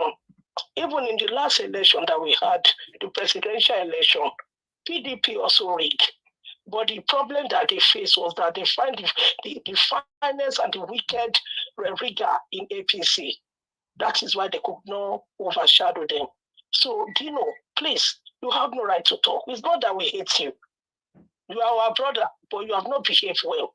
It's like a pastor coming out to tell his member not to carry women, and the next day they see you in the hotel with a woman. What are you showing to them? You are not showing your own behavior to people, and you want people to believe what you are saying. Nobody will believe you. I'm sorry, Mr. Dino.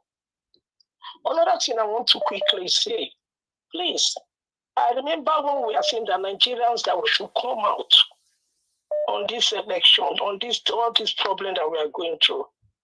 The budget, for example, I'm not interested to talk about it. Yes, they are borrowing money. even if we talk about it from today to tomorrow, nothing will be done. Nobody will, they will not even answer anybody. The Senate, the Parliament is supposed to be for the citizen of Nigeria because we elect them there. So they should listen to us. When we are saying this thing is not right, they should listen to us, go back to the house, debate it, and stand for the citizen. But the ones there, they are not like that. They can come out and sing on your mandate we stand. They don't have respect for Nigerians. They don't have respect. So when Nigerians see them in their land, now in their village, they'll be singing, hello, give me money, instead of you to say what we send you to do. You didn't do it. You are seeing you a Labour Party, PDP, other NNPP in the Senate and House of Reps. All of you are singing on the mandate of Tinubu, you stand. On the mandate of a man who rig election, on the mandate of a man who is borrowing money, instead of you to look at it and see if this thing is right for the country. But you all are standing on this mandate. Shame on all of you. Shame on all of you House of Senate. Shame on all of you House of Representatives. You are not supposed to be called whether people who represent us. You are just there, sitting there for yourself. You are a shadow of the better things that we are waiting to come to our country. And we know it's going to happen one day. I just want to beg Nigerians, please. Kano people are outside now. I'm begging the South, please, this is the time. Come out and join them. Don't let us wait for this protest to end. These people are really going out for 7 days. Please, I beg you, my Southern brothers, please, let us know how we're going to start our own. I'm telling every one of us here, it might not be, maybe that's the way I feel.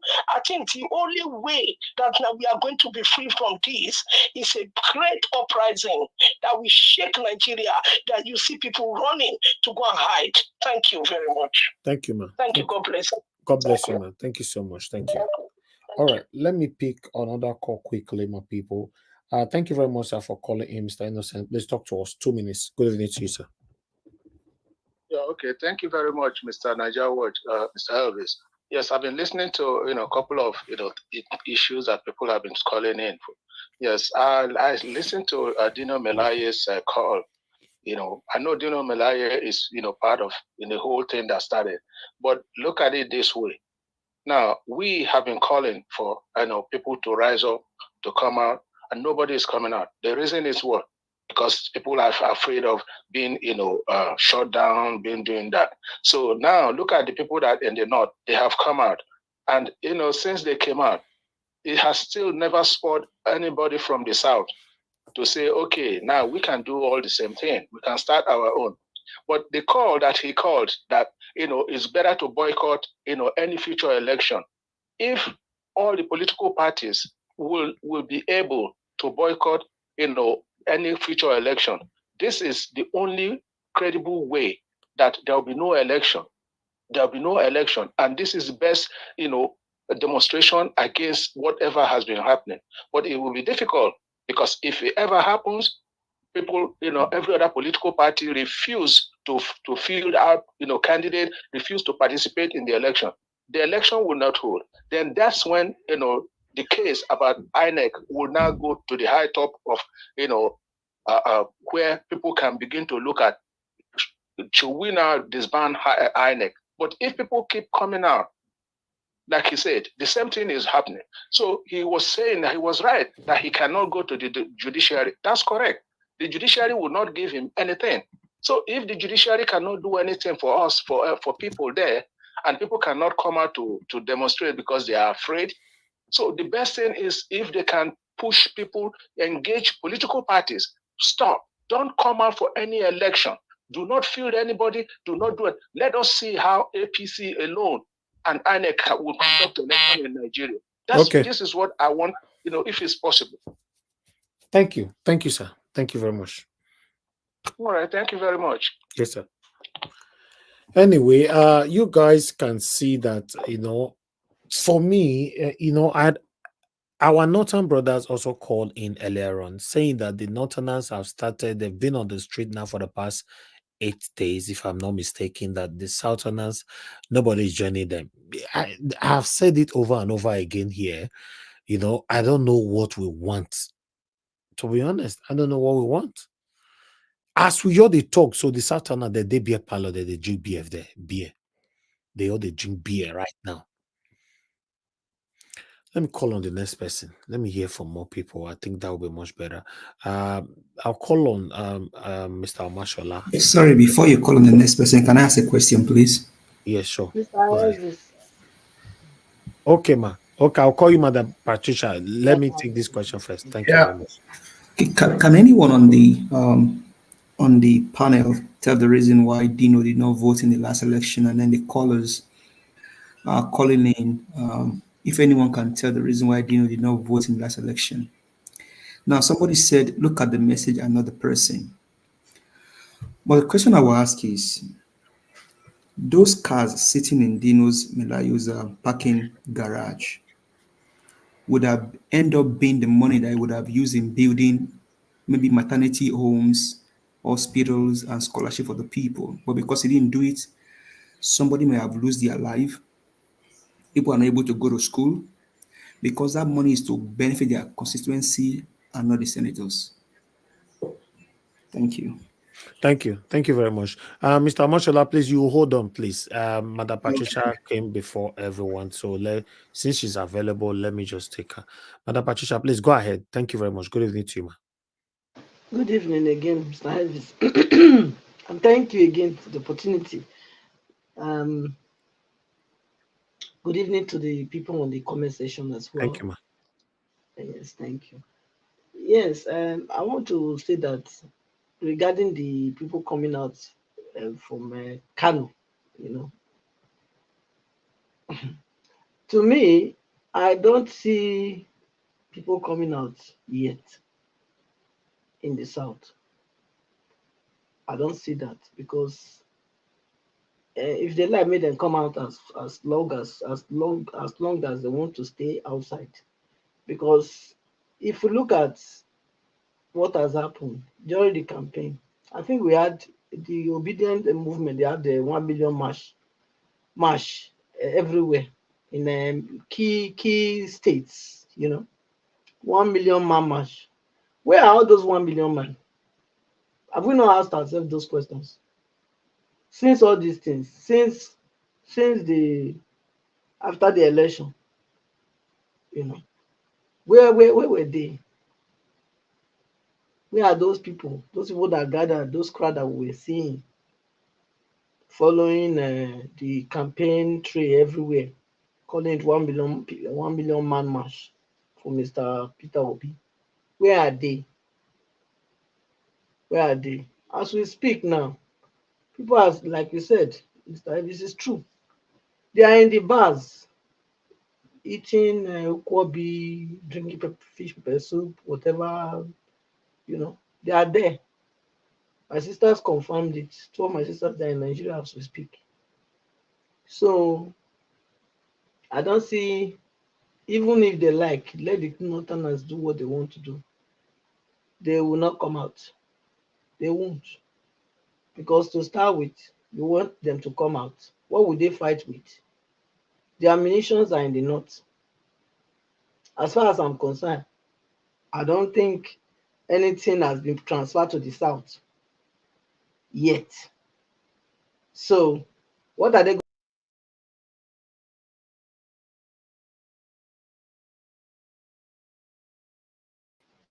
going to fight with? Madam Patricia, we can't hear you anymore. Please unmute yourself. Hello? I'm here. Okay, you're back now. Please go ahead. Are you done? No, I'm not done, but there's a music coming from you. No, nothing coming from us. You were locked out. You are back again. And go ahead, please. Oh, wow.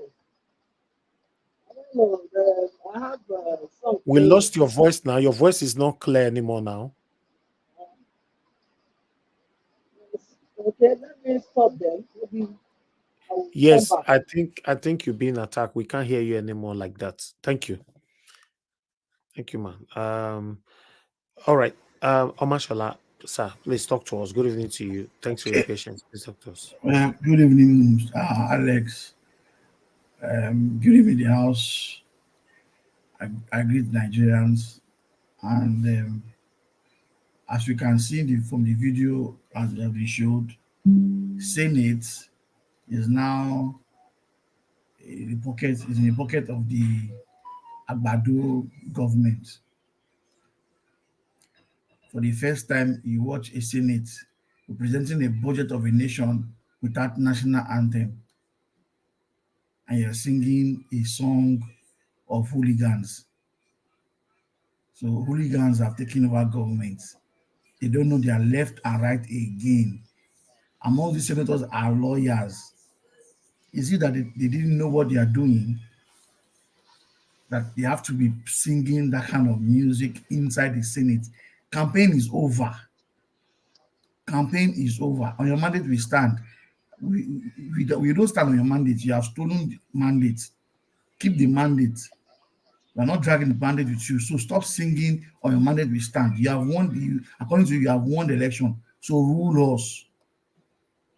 Looking at the Senate president, his face is just the face of a thief. He has case everywhere. He can't resolve it. He has already approved because the money they want to share amongst themselves is in that budget. Wicked set of human beings. Till tomorrow, we will not know the details. They will only tell us that this is total number for education and how is it going to be dispensed. We don't know. What's your budget in the Senate? It won't be announced. It's just wickedness, and yet are still borrowing. This money, this 2.75 trillion, where is the money coming from? And then you're still going to go and borrow. No tangible project anywhere. It's more than 6 months now you have been ruling. You are there. There is no sign. The only sign is the evidence to show that you are ruling is that everybody is suffering. Christmas is around the corner. People are not even thinking about Christmas. The ones in the diaspora now being the one being threatened with bills and bills as if we don't have our own life to live. All the people that I saw a post today. I think it's a loot. The loot shut down some wards in the hospital because they are lacking doctors and nurses. They are not thinking about all these things. It's hard to buy vehicles for themselves and take care of themselves. Nigerians are sitting down. The Northerners, I can't blame them. They are the one. Now, to me, they are the owner of Nigeria. It's only them that can come and speak to Nigerians and speak tough, speak strong, and DSS will be behind their tails. Obi can't say a word like this, and the next thing is they will pick him up. So Northerners, since you can talk, just have the free will and say it the way it is, because you're the only one that can say it the way it is.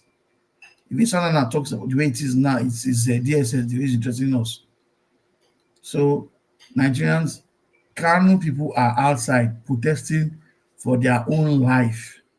Nigerians, if you know you have a life to live and enjoy life, come out and join Kano people and let us speak.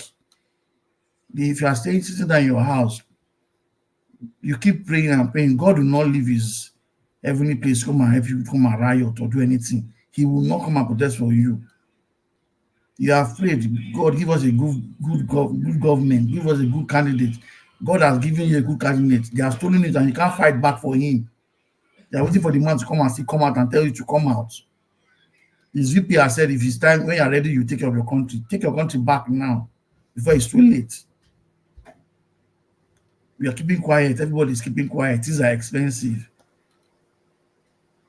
By next year, we don't know what it's going to look like. A pound to a naira is now 8,400. It's not Christmas. It's not Christmas yet. On this panel, we have said it's going to be 2,000. I can't wait. And let me just see if it will really happen. Because right now it seems that we abroad are the ones that sustaining the country, and it's not meant to be like that. Things are getting expensive, and you are sitting down, pressing social media, foreclosing people's life. When you go to the Facebook, somebody's life, you start talking about it. Nigeria is there for if everybody's saying something about Nigeria and everybody's going about it and they're moving about and talking about it, something will happen. But when you go to social media, it is some celebrity somewhere you are discussing about and talking about it. So come out. You don't need to be in house. For Dino, there's no need to come and cry. You had all the opportunity. You had all the opportunity at that time to talk and reform things. You are campaigning. What did you campaign with? Did you campaign with anything that when you were in the Senate for how many years? Only God knows how many years you spent here, there. What did you do for your people? You are not coming to talk. The only thing I knew about you showing exotic cars. As if car is the problem. You didn't flaunt any school you did. You didn't flaunt any water project. You didn't flaunt any healthcare. It is your vehicle now you're complaining. If I were you, I'll just keep short and just mind the way you are right now.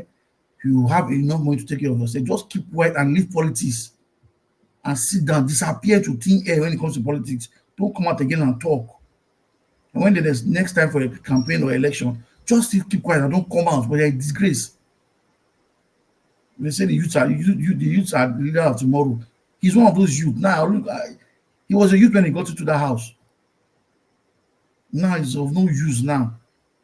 Wasted generations. Him and his advisor, his ex, passing going governor. Useless generation that got the opportunity, you can't do anything.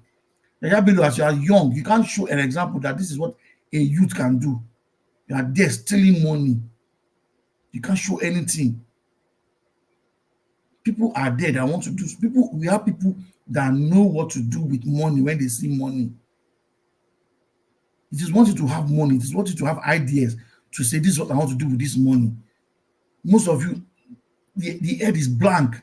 And the anointing is you travel outside, you go abroad, you see things. You can't ask, how did they do it? Come and do it for me. And if you don't have ideas, ask people around you. No. But if it's to steal money and move it abroad, you know who to call. People are not asking for too much. Give them good schools. Give them good healthcare. Nobody will complain. And do the road good, fine. Nobody will complain. Even though you are stealing and people are comfortable, nobody cares. We all come here every evening to talk about Nigeria as if you think we coming here we like talking about bad stories. Can't you come here one day and say things are changing? Can't you come here and be sharing ideas? This one is doing that, this one is doing this. It is always you demonic people in government we're talking about. There's not been a deal we'll be on this panel that we hear one good news. We come here every day to come and discuss bad news. Which day will we come here and say the price of Gary has come down? Which day will we come and say that there's pipe-borne water running in those states? And that's the most painful part that you people in government listen to these programs, you watch people talk, and you have not made any changes. Nothing to say, okay, let us try and listen to what they are saying. If you're a good governor, governor or state government or president, these are the stations you come and listen because your pride can't make you go to the streets. So this is the street video, street internet. Come and listen to people talk here and see their pain. The other lady, the woman that they are taken to court just because she's preaching the gospel. Sharia law in one part of the country. Sharia, I don't seem to understand where we are going to. And yet we have a Senate. We have Senate, they can't discuss about it, whether we should scrap the Sharia law or assume we should scrap Nigerian law too, because the judges have already scrapped that already by themselves. So the Senate have the right to just finally scrap it and let's know that there's no rule of law in Nigeria. Mr. Alex, I'm through. Let me stop here. Thank you. Thank you very much, my brother, Mr. Mashallah. Thank you for your submission. God bless you. Okay, let's give opportunity for others to talk. Before that, I appreciate those of you that's watching us or those of you on the comment section. Please continue to press on the like button. God bless you all. Let me call on. Okay, we lost Mr. Shooks Obibweze already. Okay, let me go for Mr. ACBD. Mr. ACBD, thank you very much, sir, for joining us today. Good evening to you, sir. Please talk to us. Yes, good evening, Mr. Niger Watch. Good evening, panelists, everyone listening to this wonderful program. This program that has made, that is giving us hope and that is making everybody at least feel like their voice can still be heard. Thank you, sir. Yes. Dino Melaye, we cannot forget how he was there attacking our Peter Obi and the Labour Party during the elections. To the point that when Peter Obi is giving speech, he will come and sit in the front and start making jests and start talking back and all that. That made Peter Obi to lose it one day and just call him out while he was while he was giving a speech. So, to be honest with you, his own version of corruption did not work. So he's crying.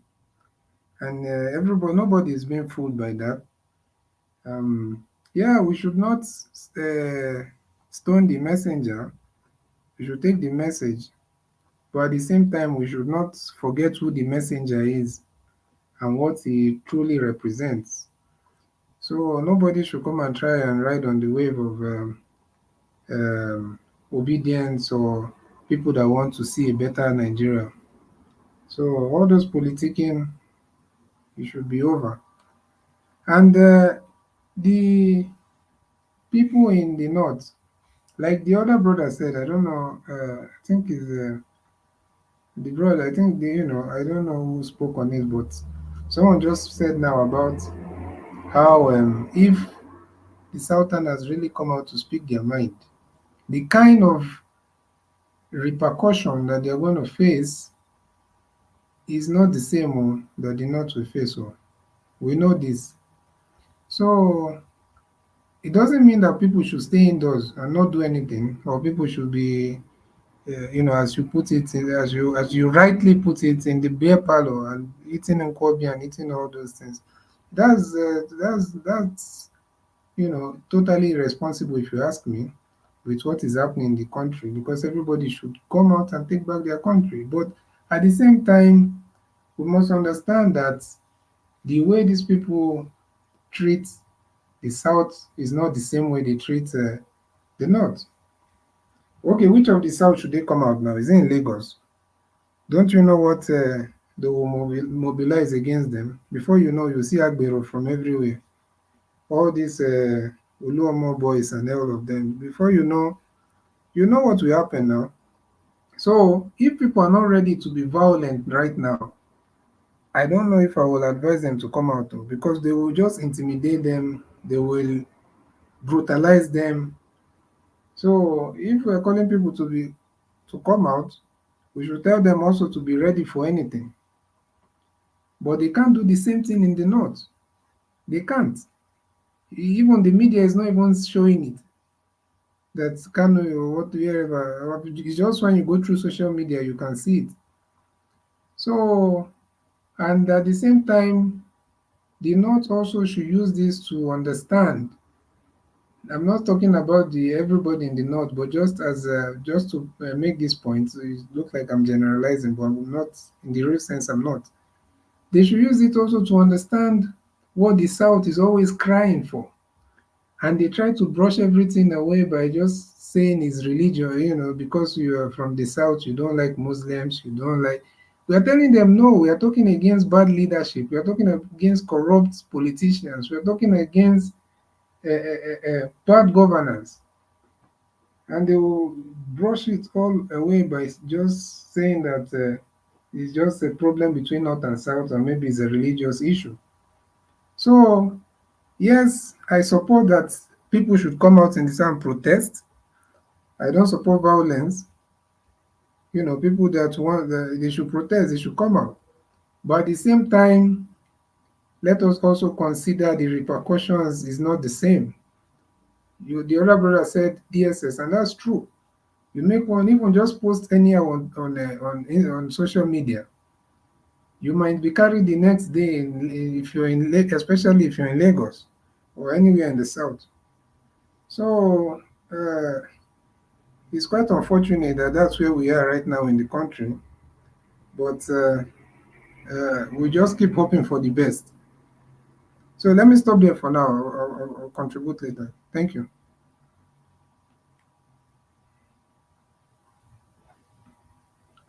Hello. Hello, can you hear me, Oh, sir? oh Mr. yeah, I CBD? can hear you. All right. Yes. Thank you. You are done, right? Yeah, for now, yes. Okay, thank you very much, Mr. CBD. May God bless you. Thank you. Amen. Okay, let me call on the next person, my people, so that everybody can have the opportunity to give their submission quickly to come back to the rest people again. All right, let me go to before I come to you, Mr. Black Panther, I'm supposed to come to you now, but let me give opportunity for Mr. Kenny. Mr. Kenny, I would like you to talk to us. Good evening to you, sir, because the last time you came in yesterday or so, or day before yesterday, you could not say anything. Are you there? Yeah, good evening, Thank Ogasa, Mr. Najawaj. Good evening, sir. Thank you, my brother. It's good to Good have you. evening. I really appreciate you. Really for this good job. It's not easy. It's not easy at all. Talking about Nigerians living in Nigeria every day is not easy. It's just like talking to a stone. Nigerians living in Nigeria are just like a stone, nothing goes into them. I really appreciate you for talking every day. I know it's not easy. I'm really trying. May God bless you and grant all your heart desire in Jesus' name. For me, I don't really have much to say. It's just that what I saw is that the hardship have not done with Nigerians yet. And when the hardship get to everyone, they will rise up against bad governance and against INEC. I keep on saying it that until we have a constitutional review before Nigeria can move forward. For me, I know how old I am now. I don't participate in anything election in Nigeria. This is my first time. I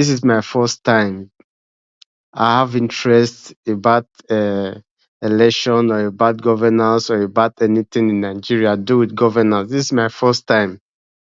Since I turned 18, I don't participate in anything about election in Nigeria because we know how it is. Only the strong survive. They go there, do their things, they get away with it. It's just as a normal. Before Nigeria can recover from this issue now, it will take years. You will see the next election, nobody will come out. And this is going to be a problem because the bad people will keep on ruling and the citizen will keep mute because no trust in INEC. It's only INEC that can allow us to elect a good leader. We will keep on talking and talking every day. There's no change. Nothing will happen. If we just keep on every day, 4 years now, we just go down the drain. It's going to be a wasted 4 years. I pray that it will not get to that 4 years. I don't know how it's going to happen. I don't know. I don't know. For me, not that I'm not surprised. I don't like Tinubu one day. I know that nobody can remove him there. Nobody. I don't see that person that will say, oh, I don't see no protest. Even you can protest about bad governance, you can protest about INEC, but you cannot protest to say, oh, Tinubu must go. because the North now they are not protesting, or the South, no one is protesting. The protest in North is just a protest about about just Kano alone. It's not a protest about Nigeria generally. You know, if it's about Nigeria generally, that a problem that is facing Nigeria, then everybody will join. Now they're just protesting about the election in Kano. That's all. And the election in Kano, what is the problem? Is INEC. Until that constitutional review, that Tinubu, the president must not elect INEC chairman. The INEC chairman must be elected by the Nigerian citizen, and the INEC chairman must give an account to Nigeria citizen, not the president. Now, INEC can do anything they want to do. The president can do anything they want to do, because INEC always give accounts to the president, not Nigerians. And they use the taxpayers' money to fund INEC. This is going to be a problem. It's going to be a problem. And nothing will change. And the leaders, the satanic leaders we have in Nigeria, they are not ready to change. They are not ready to match their break in terms of spending. You know how much trillions they want their budget now for 2024? You know how much trillions? That money, if they go and borrow, you will see nothing for that money, nothing will happen. They will still use the money, spend it on politicians, then having enough money in their bank account so that they use it to bribe for the next election. They are preparing for the 2027 election. That is what they are doing now. They are not preparing. They don't have any sympathy about Nigerians. They don't have. Their mind is sealed. Even the Labour Party, Senate, they are there. PDP, they are all are the same. All are criminals. All are criminals. Until the head is right, until we get the head right, before the body can follow. Until we get the head right, before the body can follow. If the president is good, down to Senate, down to the governor, everyone must do something right, because they want to emulate the president. Now, both the governor, the Senate, everybody is behaving like the president, behaving like criminals, because everyone in Nigeria, they are all criminals. Both the governor, the president, the Senate, the House of Assembly, all are criminals. They are behaving like Tinubu. They are behaving like him. My brother, do you think it's right to generalize totally like that? Okay, just tell me one apart from Alesoti, tell me one government that is doing right in that 36 states. Just point one. Actually, the Labour, I'm not saying they are doing as much as they should, but the Labour Party senators have recently started doing what is expected of them. They What are they have doing? What are they've me? been, Because me, I wanted okay. to give you an example. I'm listening. Oh yeah, they've been opposing some of the motions. You saw them. Even the other man is called, what's the name? The one for Umuahia. Is it Umuahia Senatorial District? The one that is calling now for the release of Nnamdi Kano. The one that also has been challenging some of the motions. If you're following some of those things, I think it's because maybe sometimes we do not follow those Senate meetings and all that. Does that mean? Sorry to say that. They are not doing as much. Can I ask a question? Okay. So, but do we think that singing that song, that nonsense song that they sang? That's where I wanted to come in now. Hold on, sir. Do you think These are the same people that were singing those horrible music yesterday. And everybody stood up. Everybody stood up. Both the Labour Party, PDP, they all stood up for that nonsense. Bola Tinubu, your mandate.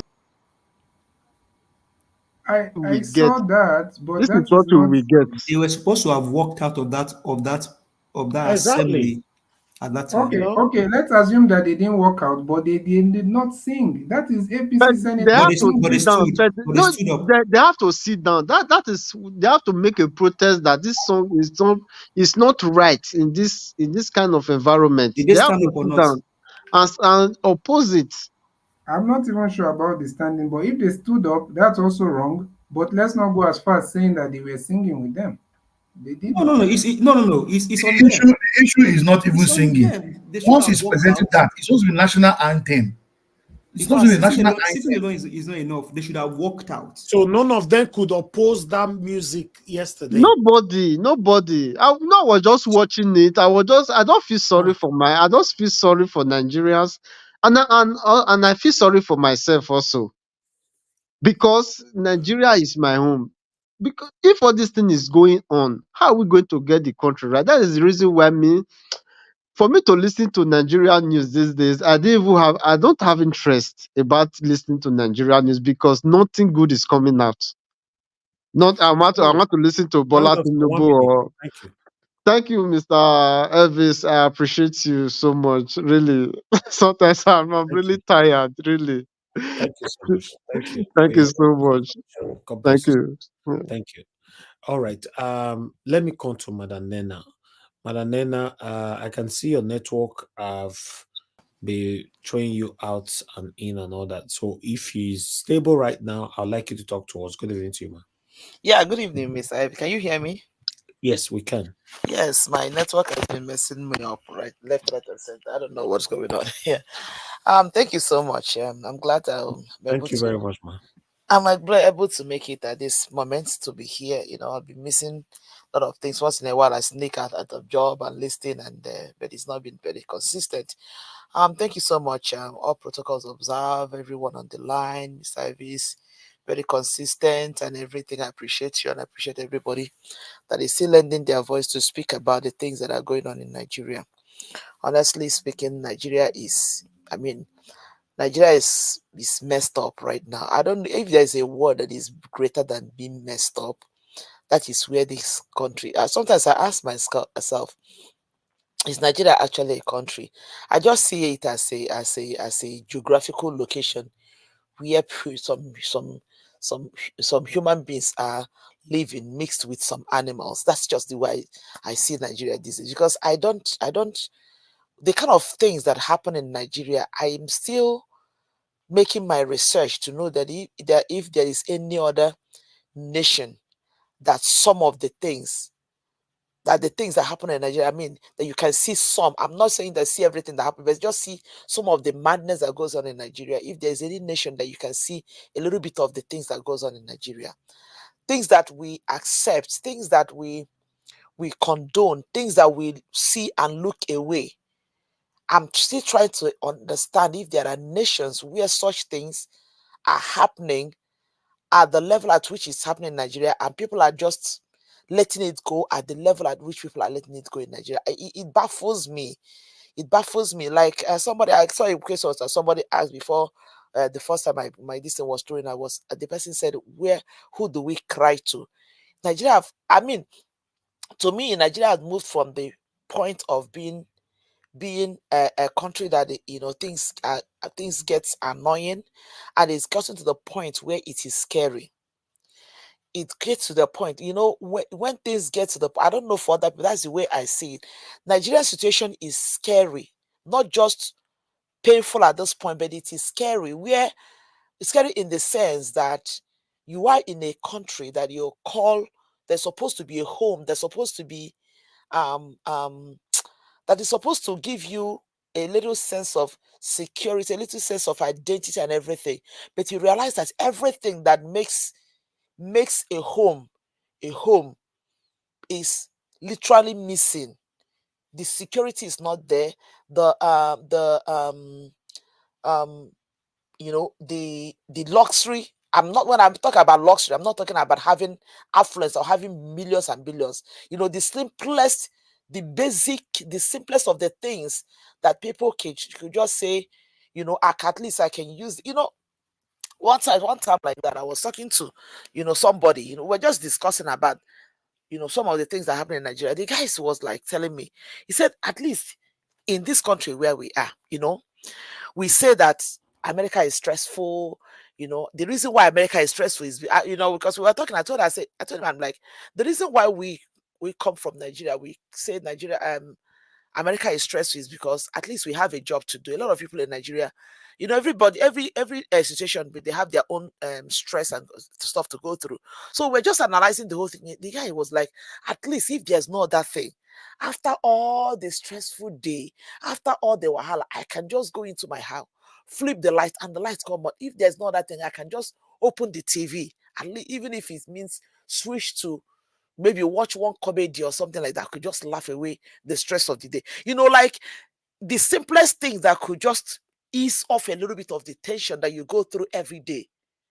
You can at least enjoy it in most of these nations. But you come to Nigeria, there is just absolutely no way you can say, okay, I can find soccer, a little bit of soccer in this aspect. That somebody goes out, goes through the stress of the day, maybe you didn't have enough food to eat, or maybe you struggle to make a little bit of money to come back home. Then you get back home, you don't have lights. You can't even buy, I don't know how many people that can afford even the gas, the electric gas, like simple thing as a good stove to cook. You cannot come into a good environment. You're even going and you're not even sure of the security. Like, I don't even know how to explain it. It's like Nigeria's situation has become so scary to me. And like we always say, for people in diaspora, nobody, I think we in the diaspora seems to be the ones that feel the pains of Nigeria more than, maybe they do, maybe we are not seeing, maybe they have a different way of showing it. But I feel like we are really the ones that are feeling the pains of our people in Nigeria. Because for people like me, it bothers me so much when I think about the kind of things that goes on in that country that is called Nigeria. And it makes me scared. For me, like I always tell people, I'm one of the people that love to go to Nigeria. In fact, every year I look for a good excuse to travel. My husband doesn't like traveling. It's not that he doesn't like to go. Naturally, he's not just somebody that just love to travel. He doesn't like to fly. So for me, that loves to once in a while, every year I want to look for a good excuse to go to Nigeria. So going to Nigeria now for me has become so scary for me because of everything that is happening. And it does not look as if anything is going to change in the nearest future with the bunch of people that we have right now that have been fraudulently imposed on us as leaders. It is very, I don't know how other people see, but me, this is the way I feel at this point. I am not just angry. I am not just upset. I'm not just, disgruntled by what is going on. I am also afraid and scared of the country that is called Nigeria. In a situation, in a country where you are, something can go wrong. You say, okay, let me run to maybe to the police or to the army or to whatever to go and find, maybe go to the court of, you can't even boast of things, something like that, something as simple as just going to report to the authorities, say, look at what is going on, look at what I'm going through, look at, something as simple as that. You can't even see it in a country. It is very, very fearful. I don't know for that, but that's just the way I feel.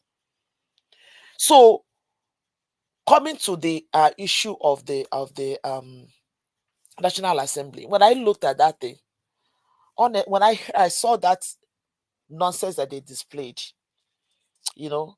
that's one of the things that brought me to this place where I am this one, that I feel the way I feel about Nigeria.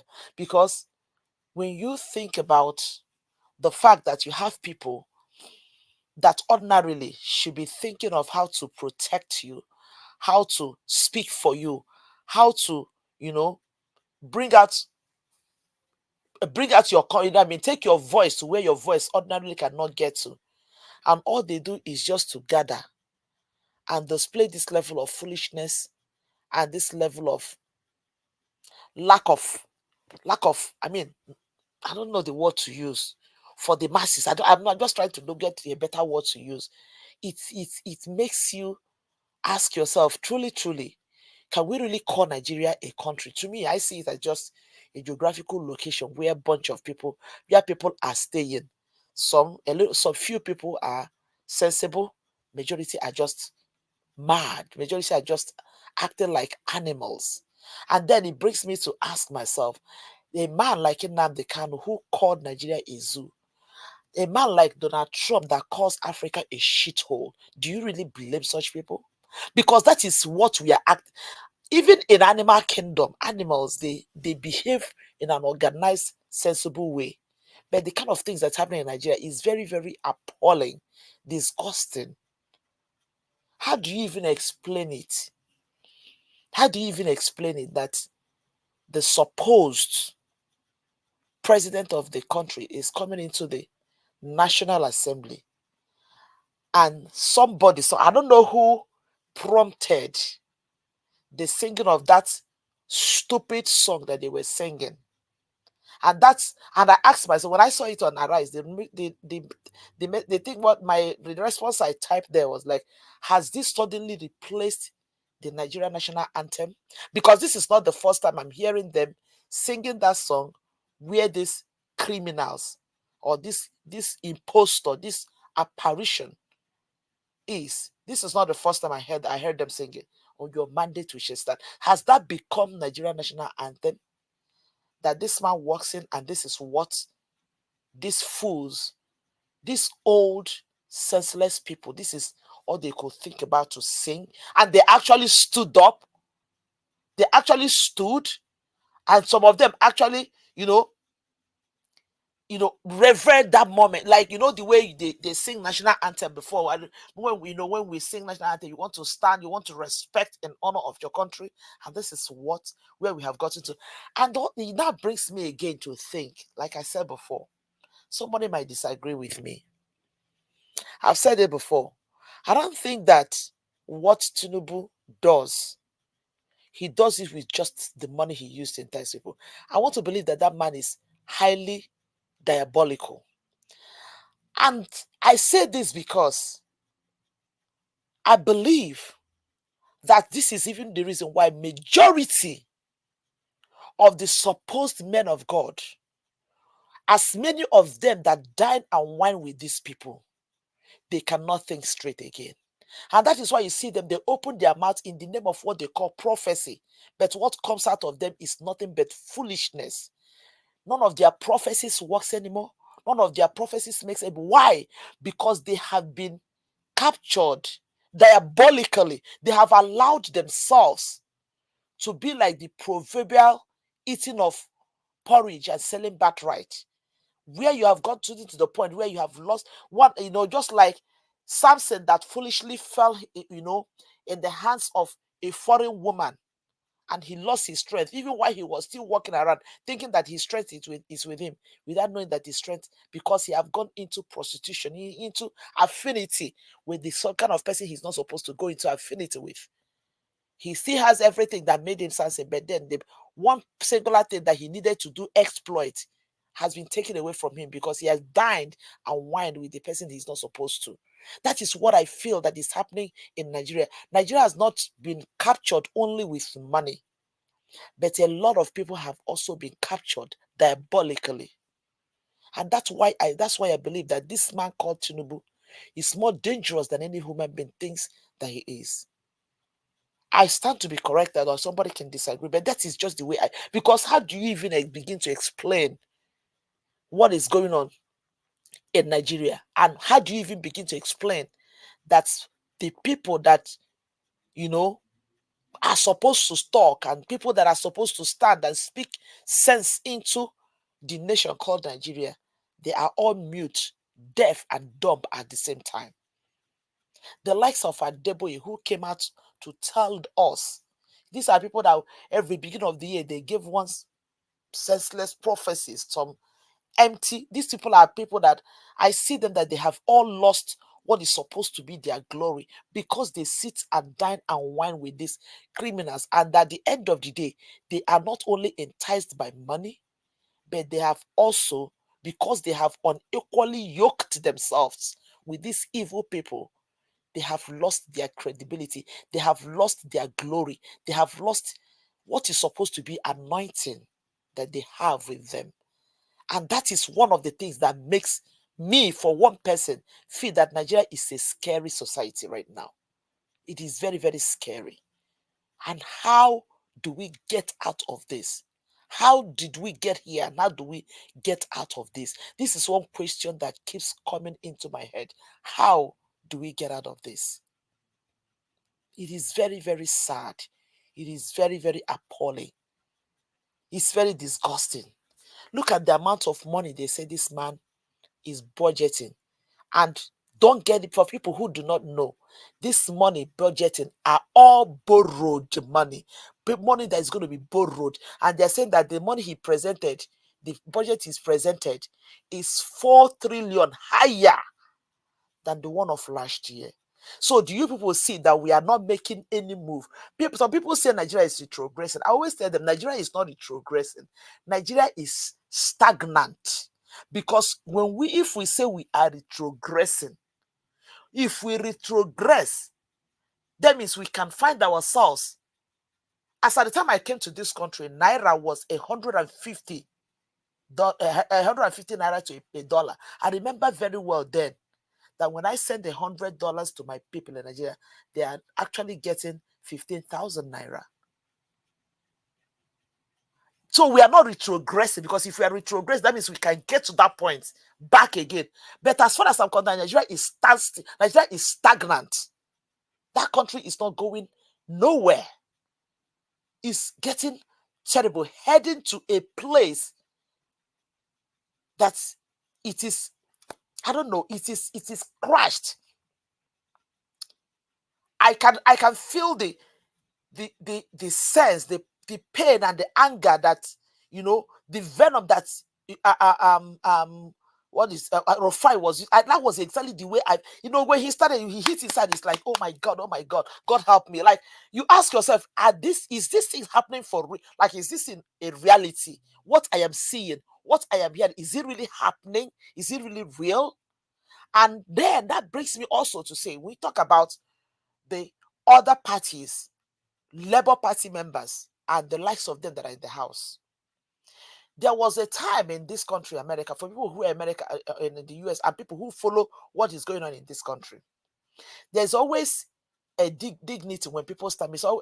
Elvis will always say it, that even if he stands and there's only one person that stands with him, you rather stand alone and do the right thing.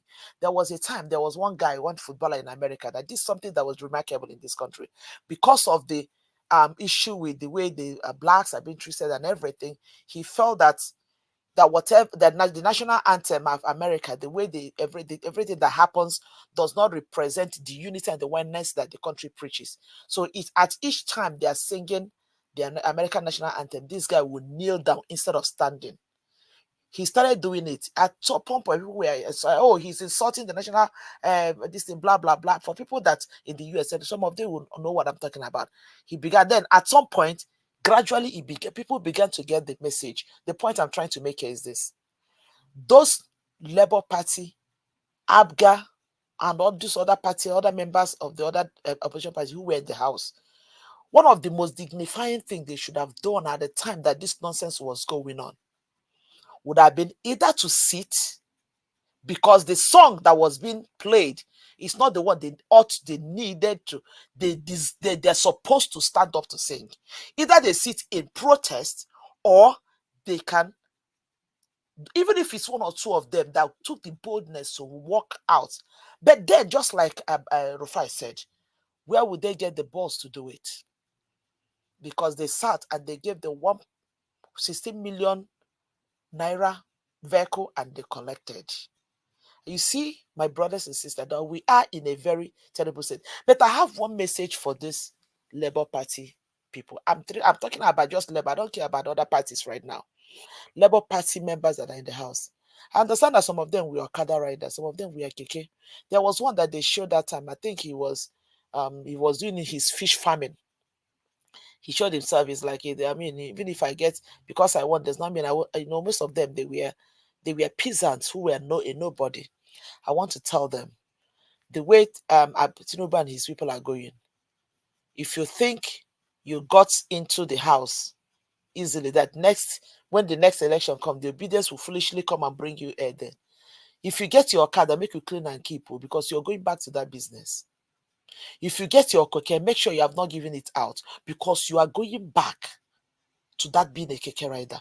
If you people can get to where you are by no sweat of yours, by no effort of you, by the strength and pain of other people, just because of the love that people have for P2B, they went in there and they were voting all down from top to bottom, LP, without minding who is going there, and you eventually find yourself there by virtue of this mass phenomenon, P2B's phenomenon, and you think you can go there and be exactly that thing that we were trying to change through the obedient movement. You decide to dine and wine with these people. I feel sorry for you. The reason why I feel sorry for you is because these criminals, these are Labor and the Fortitives, this association of progressive criminals call themselves APC. This association of poor, senseless criminals that call themselves APC. If you think they're going to give you opportunity, if your brain is telling you that you will cross carpets and go there and win the election and continue in the house, you are a joker. You people are jokers, because your own is done. You are over. I mean, it's kaput. You're done. You're done. Of everything Dino said, one thing, because Dino, I'm not a sympathizer of Dino for anything. I'm not sympathizing with him. I'm not a fan of Dino. I've never been a fan of Dino. Just like Give Us a Mandate said, when I got to know about that character called Dino, was when the time I think he was taking was it Dele Momodu around his house. That was when I asked myself, who is this person? That was when I began to know that he's a senator in Nigeria, showcasing wristwatches and shoes and cars and everything. So I'm not a sympathizer, but of everything he said, one thing that I picked there is the fact that until this madness, these human beings that are there now change, there is no point wasting time doing an election in Nigeria. So for these people in the house that went in there under the auspices of Labour Party, with the sweat and pains and the activities of obedient movement, you find yourself opportunity to open for you. You find yourself in the house, irrespective of where the Senate, Rep, Assembly, and you think you can go there and enjoy and forget where you're coming from. I feel sorry for you, because that's your keke, that's your car that you go back there. You are going back there. You are going back there. It's not. In fact, if it's a curse, I'm going to curse you. You're not going back there, because the pains that make people to come out to join this man, because people saw hope, people saw a ray of light with this man called P2B, and they thought that everybody that rallied him, that rallied around him, that put their names under him, we are ready to think, reason, and act the way he would have acted. And you people went there, decided to do. And there's one particular Labour man that I want to call out here. And that man is, I think, Chief Ume or something like that from Anambra State. Chief Ume, I am so disappointed in you. I am disappointed, and I am disappointed that you of all people, for me, for one person, I know this man, I respect him, and I know his relationship with P2B.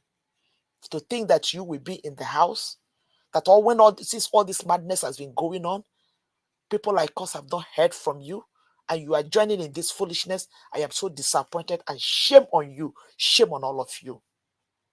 Shame on all of you. It is so sad that we cannot even say that we have people that all the efforts, even if we did not get at those points the presidency, at least we expected that those in the house should have stood up to say, you know what? Even if our man is not, even if our principal, this mandate was stolen from our principal, but we are going to show him that we are with him by doing right for the people in the house. But no, people chose to go there to do exactly like these people. I don't know what to say.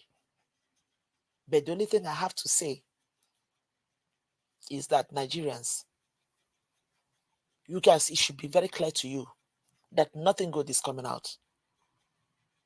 Nothing good is coming out. But as for all these people that went in under the auspice of a Labour Party, enjoy it while it lasts, because it's going to be your last. That is just what I have to say. My heart is burdened. I am pained by the kind of thing that I see in Nigeria.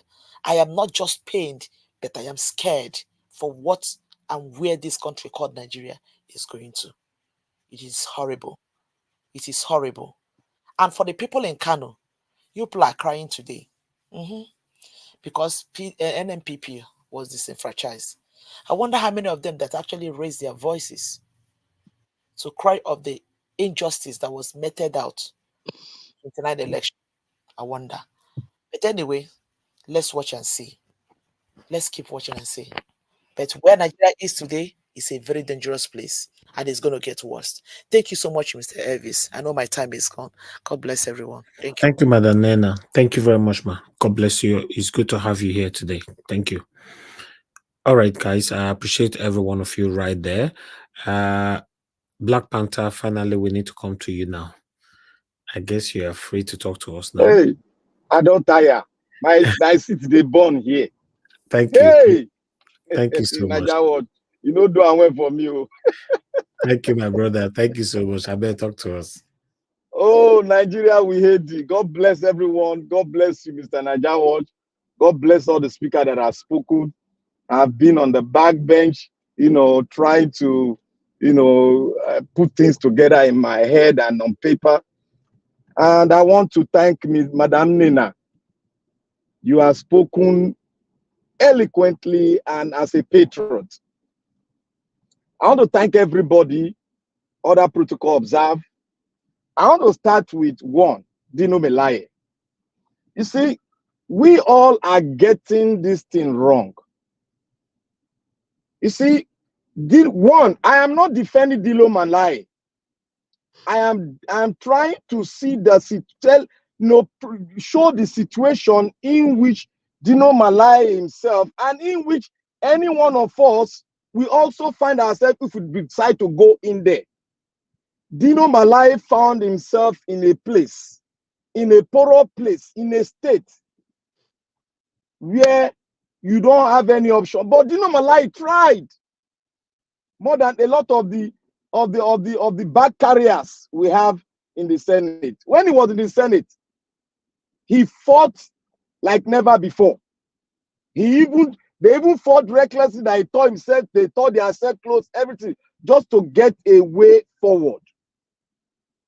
You see, the situation we find ourselves in Nigeria is that we all have not really realized that we are not yet a nation, but a state. I am one of the apostles that have spoken this thing here. I have been attacked. I have been caught.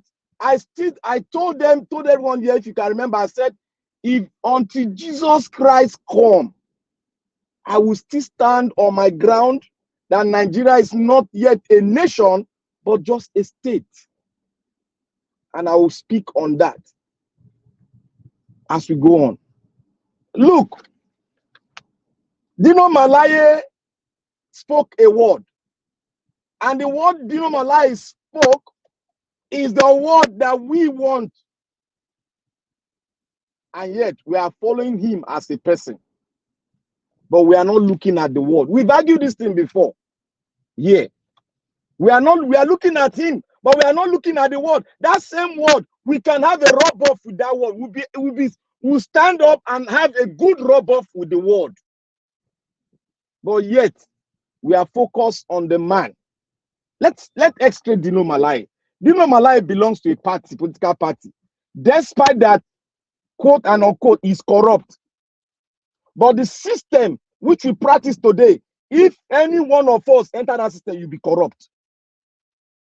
I will explain that. You see, Dino Melaye has not held any position. He was a senator of his senatorial district. And as a senator in Nigeria, you are bound to be a billionaire. Except you say, no, I don't want anything. You are bound. You go fact check me. You are bound to be a billionaire. There are so many ways. There are so many excuses for all of them. Dino Melaye is a love. He loved something and he did what? He said, yeah. He said, yeah. He said they should go and fact check. He said he built social schools for his senatorial district. None among us have gone to find out. He did not participate in the election because he was under attack. None among us has really found out what really happened. He's speaking here, the election was not held. So place. He spoke that the election that was held, presidential election, was stolen from in the house where the collation was done. No, it was only him. Even the Labour Party members sat on the ground. That means they've conspired. That's the signal of conspiracy. When you cannot stand up to tell the director or the INEC chairman that he's not following the rules and regulations, what is so tight neck fist that you cannot say follow the rule that you gave us and stand up and object to it? What is so strong in that? Now, it brings me to the Labour Party itself. You see, when I spoke about the party, the ESCO of the party, and I made mention of the chairman to do the needful so that he will carry him along because he's going to be the vessel we use to move. They came here, they said they are all under whatever case in court. They are in case in court. On your mandate we shall stand. They all stood up. What does that tell you people? Conspiracy of his highest order. No objection, but conspire. What we have in Nigeria, as a Nigerian president, you are the supreme leader of the Nigerian state. Quote me. As a Nigerian president, you are the supreme leader of Nigeria, and you as a subject under the presidency, you have no what? You have no rights. That is what your constitution says. But the constitution will just say blah blah blah blah blah. Some people come here and start quoting jargons.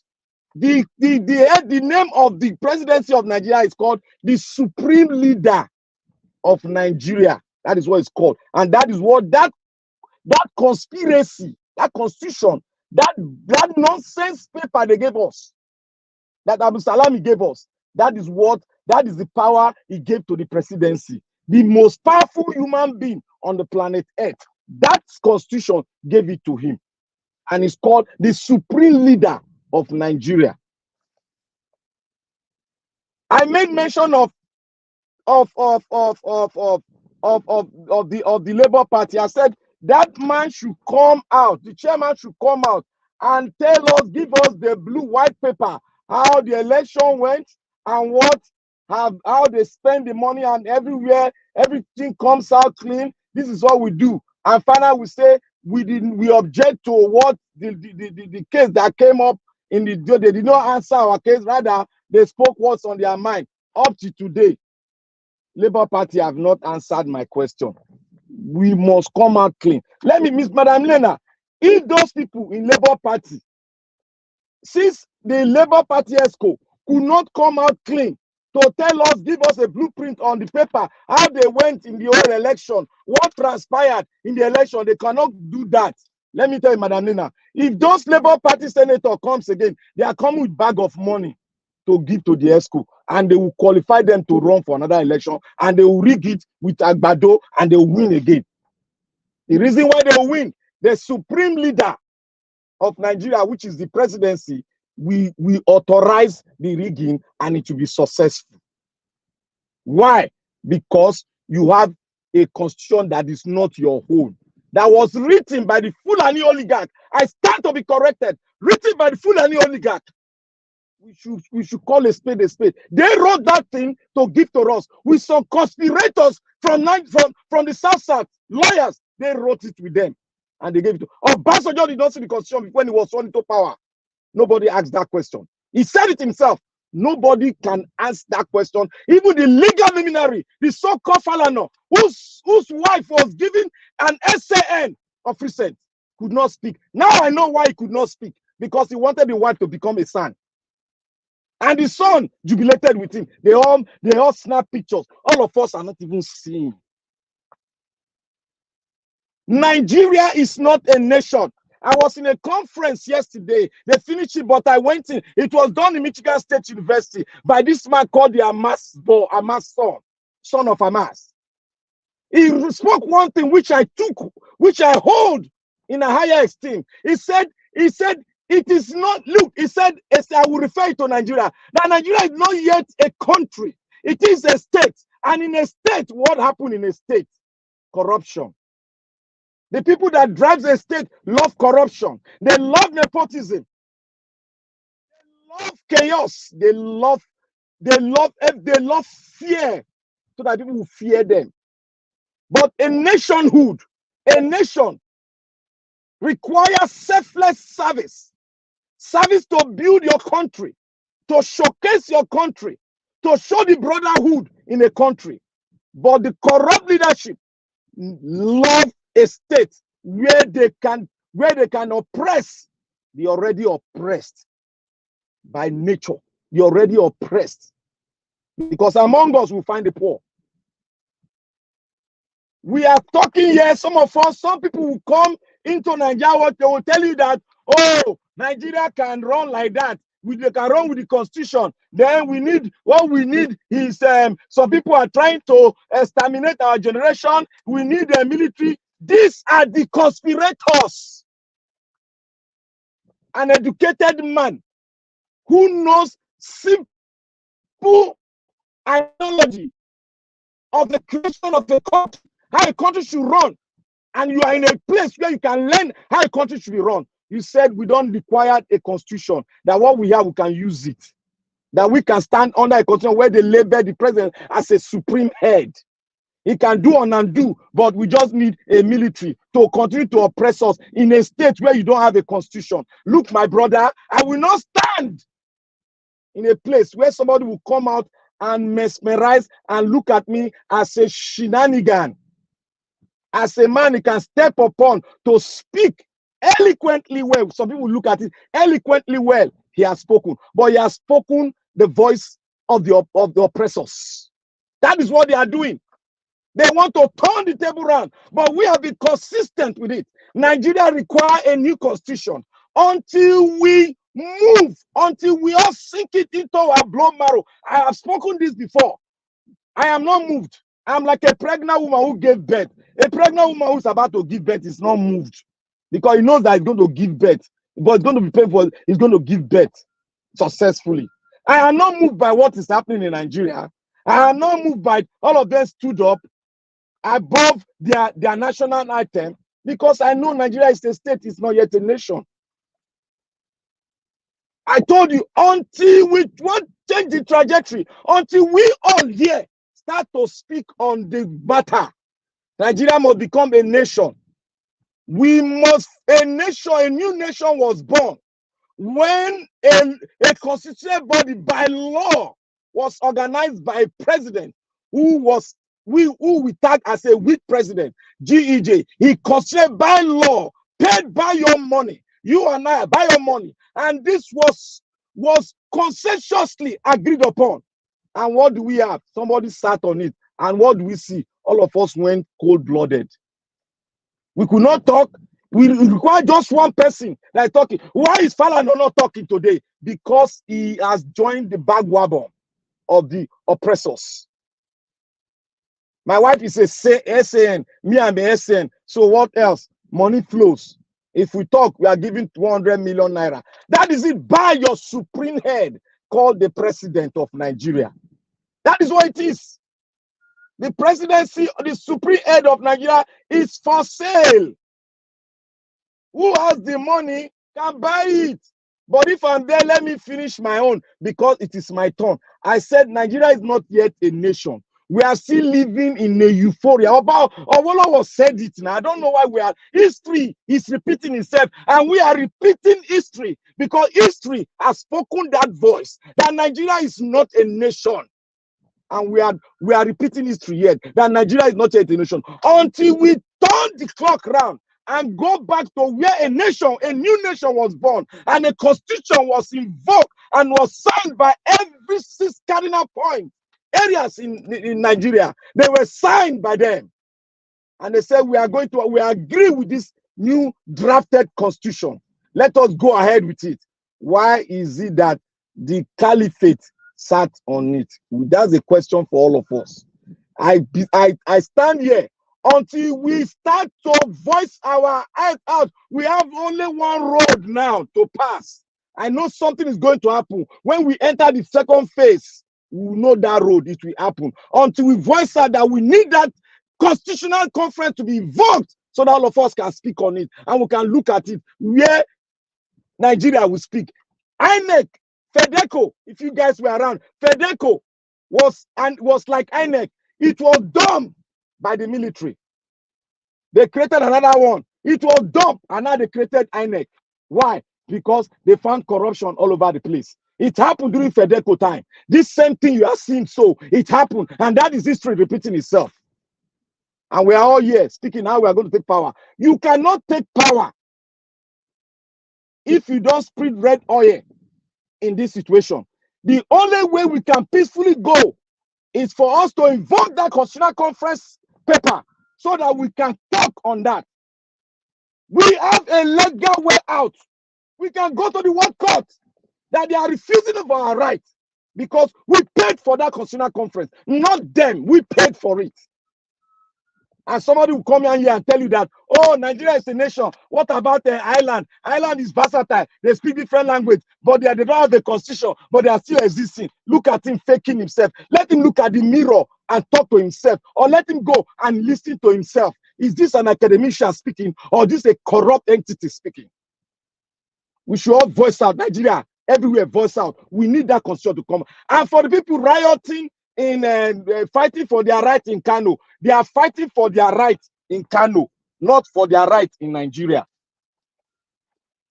I was the one that said the northern people should arise for a national issue, not they can arise for a state issue. Yes, it is good. They have the right. They are doing it well. But when it comes to the national issue, they refuse coming out because what you are seeing today is orchestrated by politicians. It is not from their mind. It is not from their mind. If they want a nationhood, because they are still living in the inferior of a statehood, if they want a nationhood, why we were fighting for a right that was taken from us by these Agbado people? They should have arisen. All the northern brothers all the northern people, spoke people that came out in the social media, they were all being on the fence, trying to stretch their tentacle, trying to mingle it with religion. I have said it here. There's one thing they use in holding Nigerians down. It is religion and ethnicity. That is what they use in holding us down. That is why you see, from the southwest, they cannot arise. From the middle belt, they cannot arise. Because they paid the price. They paid their money. They all have a price tag. That is why they cannot arise. In every revolution, you need leadership. Where is the leadership? We cannot find. Because all of them that Nigerians hope for, they have joined the bandwagon to sell this great country, which is a state, it's not a nation, to sell it to the Atlantic Ocean and cry, who can buy Nigeria? That is what they are all doing. I have told you guys, go and research on Venezuela and see Venezuela has no voice anymore. That is how Nigeria is going to be if you continue this tragedy. We have no voice in Africa anymore. Why? Because we have sold our birthright by peanuts to anybody that can buy. People are coming. Germans have come. The Chinese have come to buy, and they bought. Germans are coming to buy, and I believe they bought. So Niger Watch, thank you for giving me this opportunity to do it. I will do more, and I will continue to speak the truth. I've said it. It's only the truth that people will attack. I will continue to say the truth till Jesus Christ comes. Thank you. Thank you. Thank you for standing with the truth, my brother. It's the only way. Thank you. God bless you for your submission. All right. Thank you very much, everybody. Please continue to press on the like button if you know you have not yet done so. I would like to appreciate Kingsley Ogeria. He thanks for the super chats. I also like to appreciate Madam Amebride. Thanks for the super chat. May God bless you all. I really do appreciate this. Thank you. Thank you. Okay, let's call. I think we still have one or two to go before. Yes. And Mr. Idubisi, thank you very much, sir. Mr. Paul, thanks for joining us today. Good evening to you, sir. Please talk to us. Thank you, Elvis. Good evening from Good here. evening. Can you hear me? Yes, sir. Very clear. Talk to us. Oh, all right. Let me speak first about the National Assembly members singing Tinubu's campaign slogan. It's very shameful, and I don't think that it has shown that most of these lawmakers, they have the same character, whether they are in Labour Party or not. They don't realize. I don't think they know the weight of their duty as lawmakers. And like Rufai said, they don't know that they have an equal level. They are at an equal level with the other two arms of government, the executive and the judiciary. So they just go in there, and it appears all they are interested in is what they will get. They forgotten how they came to the place, particularly those that were elected under the Labour Party banner. It's so sad. It means that whether they are in Labour Party, they're just there as nominal Labour Party members. Their heart may be in APC because they don't see anything wrong in the way the APC is running the government, and they are following them, doing everything. This debate, all this money they are borrowing, particularly these new ones, Tinubu, aside the budget he presented, I got learned that he brought in a borrowing request for some billions of dollars and euro. And it is their duty to even oppose it by asking the ones that has been borrowed by him what they use it for. But I guess they will not do that. So you see, they are the people, the Nigerian people are just on their own. These people are just there to make a mess. It's like people living in a dilapidated building or house that is about to collapse. People will be taking whatever they want to take from the house that is still valuable. Say, after all, the house will soon collapse. Let me just take whatever I can. So when the house collapse, I still have something to hold on to. That is what they are doing there at National Assembly. They don't care about the country. It's very, very sad. I don't know how we are going to do it, but I believe the people must have seen enough now to be gingered. But the best Nigerians are not bothered too, to some extent. Everybody wakes up every day and go about their job, their private business as if all is well, but all is not really well. We have multifaceted problem across the country. Apart from the economic hardship, there's still the problem of severe insecurity in the country. People keep dying every day, kidnappers everywhere. And they don't speak about that. Last week, or early this week, no, that should be last week, 100 persons were kidnapped in an area in Zamfara. I don't think they even discussed that the following Tuesday, because they usually resume on Tuesdays. Soon now, Christmas is around the corner. Soon now, they'll give themselves another long vacation and just go enjoy all they have gotten so far and come back to begin to cook up ways of looting more. And now that they want to pass budget, you see horse trading will start now between them and ministries. That is how they usually do. Those who are new, they will be taught what others are doing and they will join. So it's as if like somebody who, if you put a sugar in somebody's mouth, you expect the person not to lick the sugar. The person will take it. For those who don't have integrity among them, particularly the opposition and lawmakers, they are not doing. They are supposed to be vibrant. Like somebody said on this show, if it's one person, let the person stand alone, but nobody is talking. They all seem to be doing the same thing. The Labour Party shifted that Madam Nena mentioned. He used to be in ABGA. He was a senator under the last dispensation under ABGA before he moved over to Labour Party. And I'm sure he wouldn't have won re-election if he was not on the Labour Party ticket. He would have lost because there are so many contending opponents there. But when they come, they don't think of it. I don't know what some would say. They are doing some things for their own people in their constituency. That is good for them, and they don't need to rock the boat when they come to National Assembly. But that is not what the people want. People want them to oppose what is going on. Always touch, even if the votes will go against them. They should mention these things that are going on, so that people will know, recording that history has said that you people spoke, even though your talk did not find support, lost support because you are not in the majority party. But at least say, always stand and talk about what you see, like Abaribe was doing when Buhari was in power. But I don't know, maybe now whether he's taking it easy now or He's just keeping quiet and said, okay, I've talked a lot. Nobody's supporting me. Let me just keep quiet and all that. So the thing is so terrible. I don't know where we are going to go from here. And secondly, know that Tinubu is a deal man. He likes deal. He will offer you something. Those know him very well from Lagos know that is how he has been doing his things because of his criminal tendencies. He will offer you something and expect you to accept that and then do what he wants you to do. All this money is going now. They will approve it. There will be little or no debate about it. This is why Akpabio said that they are going to send the budget to the appropriate committees to look at and all that, and within a week or so they'll come back and they will just pass it. It's just a simple thing. They will just do it like that. Okay, the money now, where are they going to get that kind of money? 27.something trillion. Some of them will go into debt servicing and all that, but the money is nowhere.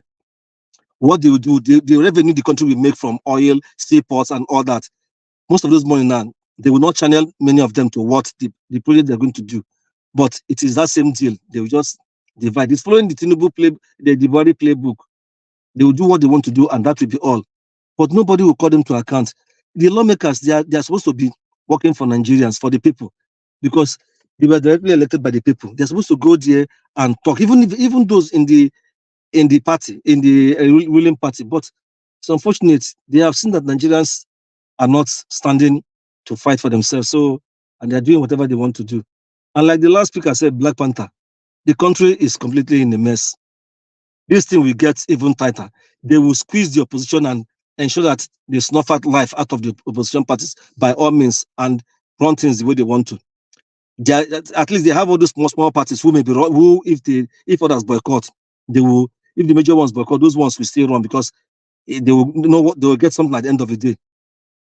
But the bottom line is that we need to come down to the round table and renegotiate Nigeria. Nigeria, nothing is working. This system we cannot get any good yield from what is going on in the country. And people who want the current system to continue are people who want Nigeria to be backwards. It is high time we come back and reorganize our country by starting to negotiate to say, do you want to remain as one country? If the answer is yes, how do we do it? Everybody will sit there and talk. The way the democracy is being run now is very faulty. The president cannot continue to appoint INEC chairman and commissioners of INEC and state president electoral commissioners. It doesn't work like that. If it continues that way, they will keep influencing them and they will do their bidding. The judges, the same thing. I know the president appoints judges even here, but there's a way it is done, following the real on merit, like Professor Shido Kano said in his interviews. The things are not being done that way. So we copy democracy from America, but we're not doing it the way they do it here to ensure neutrality of all these institutions who normally should work for the people. So I don't know what else to add to what Black Panther said about Nigeria, that Nigeria needs to be renegotiated. That is the right thing to do. Anything we are doing on top of that will not work. Even if they boycott elections in future, if the major parties boycott, they will still find a way to bring some parties, pay them to come and participate, and they will just to legitimize the APC. And then if the major parties still contest, they will still go the same way. They will rig the election, they will go to court, they will use the courts to do what they want to do. See now, Nasarawa, Plateau, Zamfara, Kano. If care is not taken, the governors in the next 1 month or so, all those non-APC governors, they will kick them out and put in their APC governors. In Plateau, they have sacked about 9. Some people say it's 9, 10. Some people say 16 lawmakers from PDP who won the elections. They have removed them. So the governor's party, the PDP, is now a minority party in the Plateau House of Assembly. So and this thing keeps happening. The same law, the Appeal Court and Supreme Court said party issues that concerning Shetima's double nomination is a party matter. I think they said something like that concerning Shetima in the Appeal Court, or whether it's on Obi's case or Atiku's case, it's a party matter. The same thing that they are turning the other way in both Kano and Plateau, that they didn't do proper election, that the Kano governor was never a member of AMPP. The Plateau governor's primaries was not properly done, things like that. Things that were supposed to be party issues. So, and people should not be keeping quiet, but unfortunately, there are people, apart from people of Kano, who are making comments, who are protesting. The rest of the country should be protesting, at least from that, in that Kano area and all that. People across the country should be talking about that thing, the Kano, because that one has no judgment has been done yet. People should start talking about it, because hopefully, if the agitation or protest spread beyond Kano, maybe these people may listen and they know that the people are waking up. Let's allow this thing to lie low. From the people will begin to talk about other ones. Then I was surprised that just was it yesterday that Aburi came out and said that they are yet to receive the certified true copy of the judgment, and that the Supreme Court justices in their ruling, they never specifically dealt with Obi's appeal. I was now wondering why. So this has happened since, and they kept quiet all this while. What were they waiting for to raise the alarm since? I'm not a legal practitioner. I don't know whether there's any room to revisit that matter in the Supreme Court. I don't know. Maybe people who are well learned here may tell us if nothing can be done about it. But that goes to show the kind of corruption, deep decay in the judiciary. It's a terrible thing. I don't know how we are going to handle it, but the country is really not getting anywhere to be better. It is getting bad every day. What Tinubu is doing in the country now is to tighten up every loose end, so everybody will be submissive to it. That was what he was doing in Lagos. And in the Nigerian context, because we have corrupt politicians, so whoever he does a deal with, they will support him and they will do his bidding.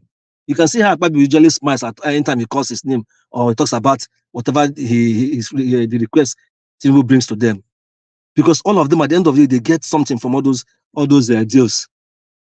It's a very painful thing. I don't know which other okay, on Dino's, what Dino said is okay, but beyond that, what some of us are saying is that there's no need for any election again.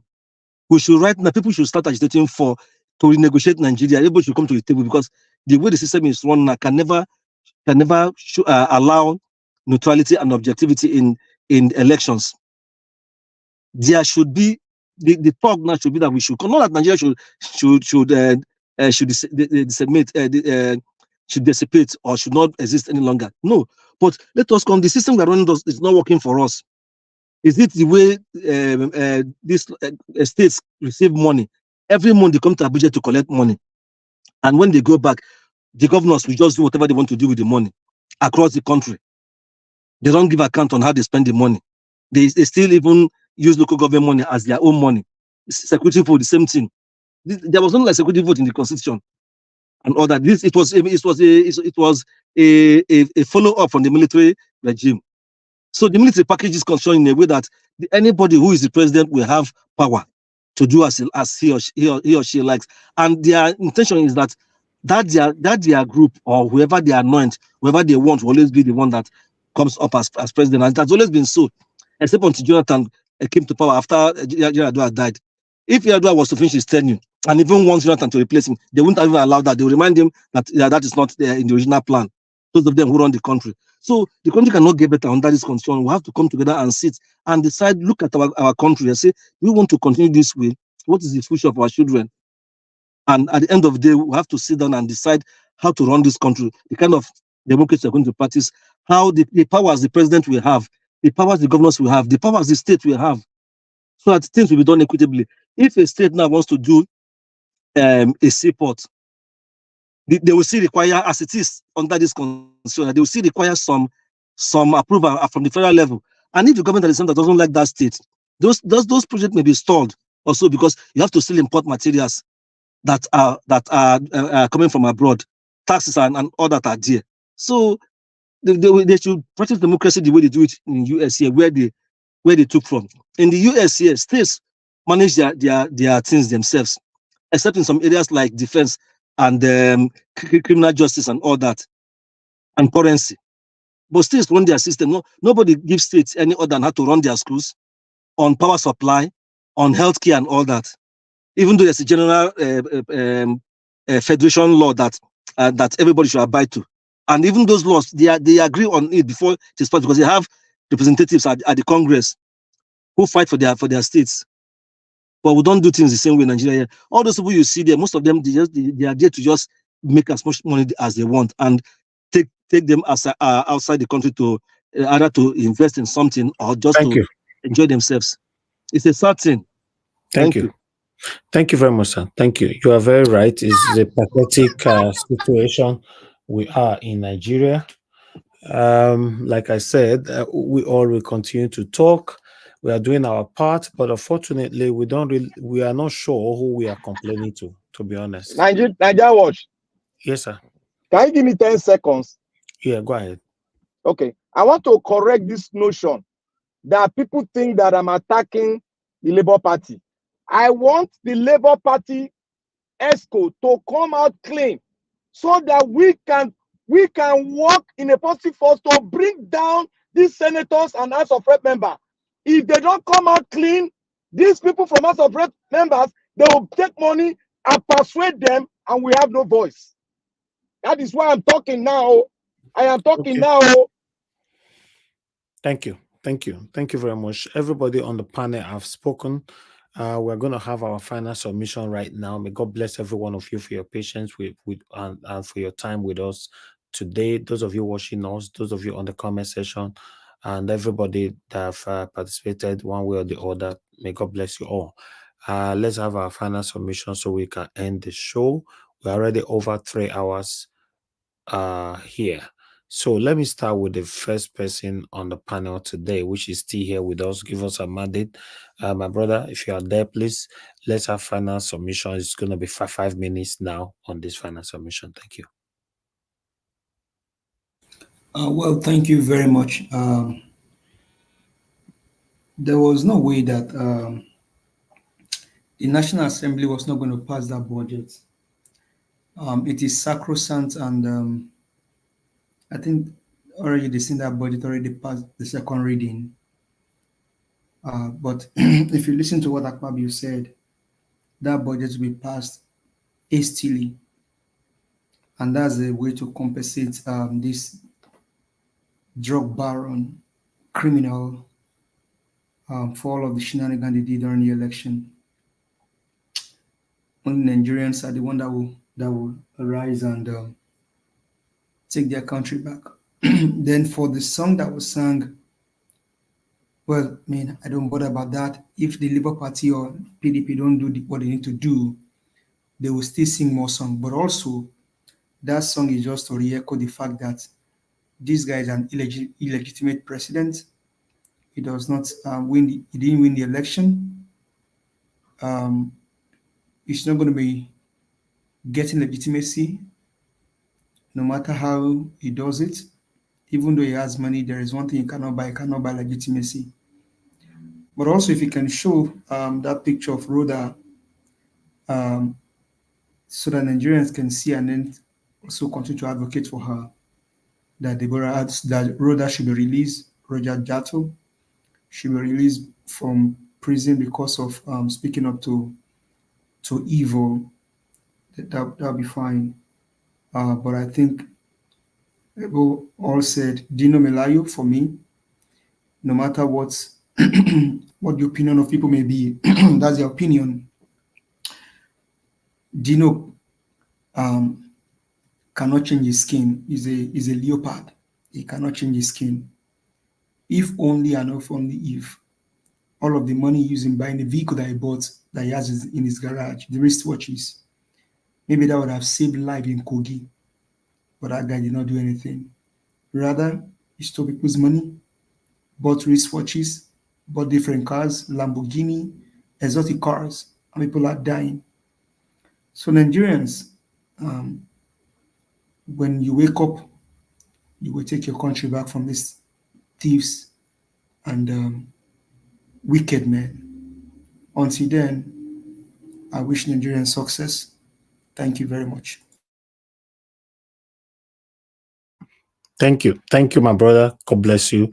Okay, let me come to Madam Luke. Madam Luke, if you're still there with us, please, I'd like to hear your final submission. 5 minutes. Thank you, my brother. Thank you so much. Thank you, guys. Thank you, guys, again for staying up to the end. I listened to everybody. And my final submission is just to, I'm not a prayerful person, but at this point, it's not time to look up to some higher power, because I believe this is no longer a physical or a human effort.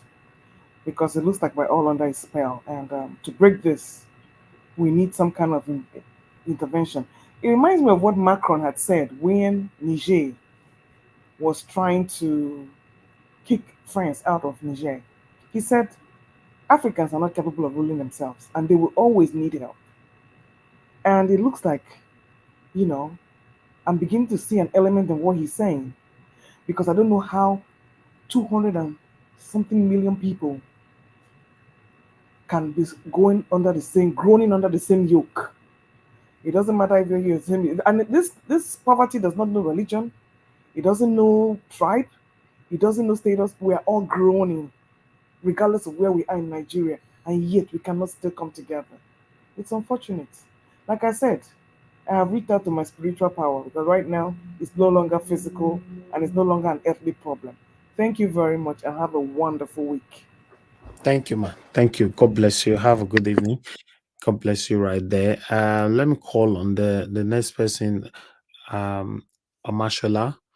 Amashola, thank you very much for your patience, sir. If you're still there, please, 5 minutes. Yeah, I'm here. Thank you. Talk to us, 5 minutes. For the Senate, I will only say they have a chance to change things. The Labour Party members have chance to still change things. They still have 4 years to go. The earlier the better for them to start going the way Nigerians want them to go because they didn't get them there by themselves.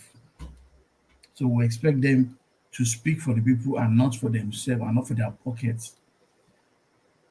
For Agbado, he's done all he has planned for. He's there now. It's left for him to treat Nigerians the way human beings should be treated. If he has any conscience in his mind to make sure that people are not suffering, this budget, he should use it to show it. That's all I need to say.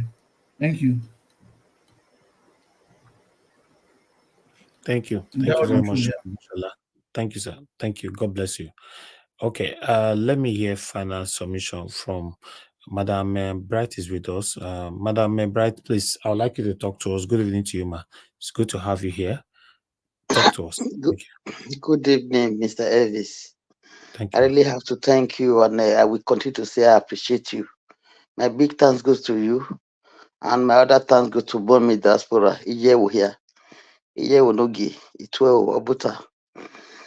My brother, I really thank you. Let me go back to yesterday, though I was thought I came back yesterday. I'm a busy woman anyway.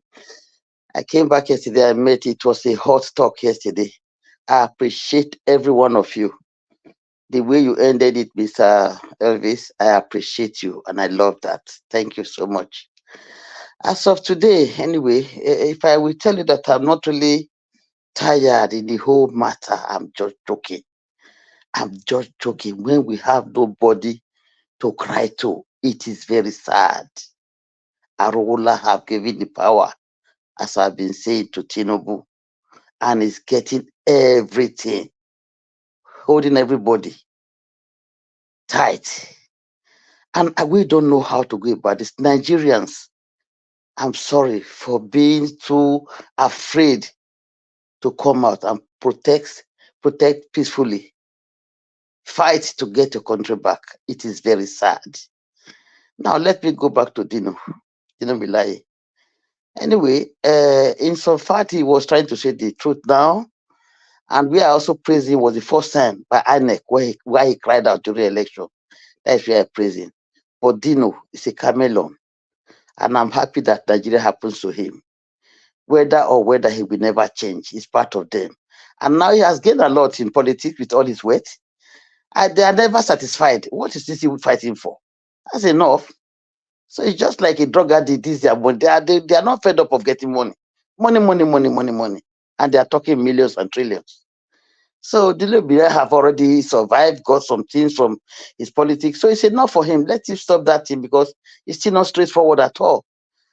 And let me now go back to Abati. I praise him anyway this time, what he said tonight. He said the truth, but he's also one of them. He's also APC. Then to go to the House of Senate, I don't know. Our national anthem now is that we are now standing on Tinubu mandate. Now we have to ask, what are the Labour candidates doing there? And Oga Abure said that because of the court case, is the court case not yet over? And can they talk, even if they are in the court? Can they talk? Mr. Elvis, saying the whole thing for not seeing anybody to cry to, I don't know how we are going to handle these things than for we Nigerians to come out and really protect peaceful one. If there's any way we can take this mandate back from Tinubu, my own is just Obi to be there, nothing else. No, that is why I'm here. So if they can't do that, I don't just know. I'm sad. So Nigeria is already messed up, captured. I'm sorry. I don't know how to go about this. If there's any way, I will be happy. I'm just here to see that something is happening. That is why I'm still here. But thank you, Mr. Elvis. That's just all. Thank you. Thank you, Madam I thank the Bright. house. I thank you. everybody. Well done. Thank you. Thank you, ma. Thank you very much for coming around today. God bless you, and thanks for the support earlier on. I appreciate you all, my people. So let's quickly move on to others that have not said anything for this final submission. So I would like to go to Mr. ECBD. Mr. ECBD, sir, please give us your final submission, 5 minutes, then Madam Nena. Okay, Mr. ECBD is not available. That's fine. Madam Nena, are you there with us? Okay, Madam Nena is not available as well. So I'll move on to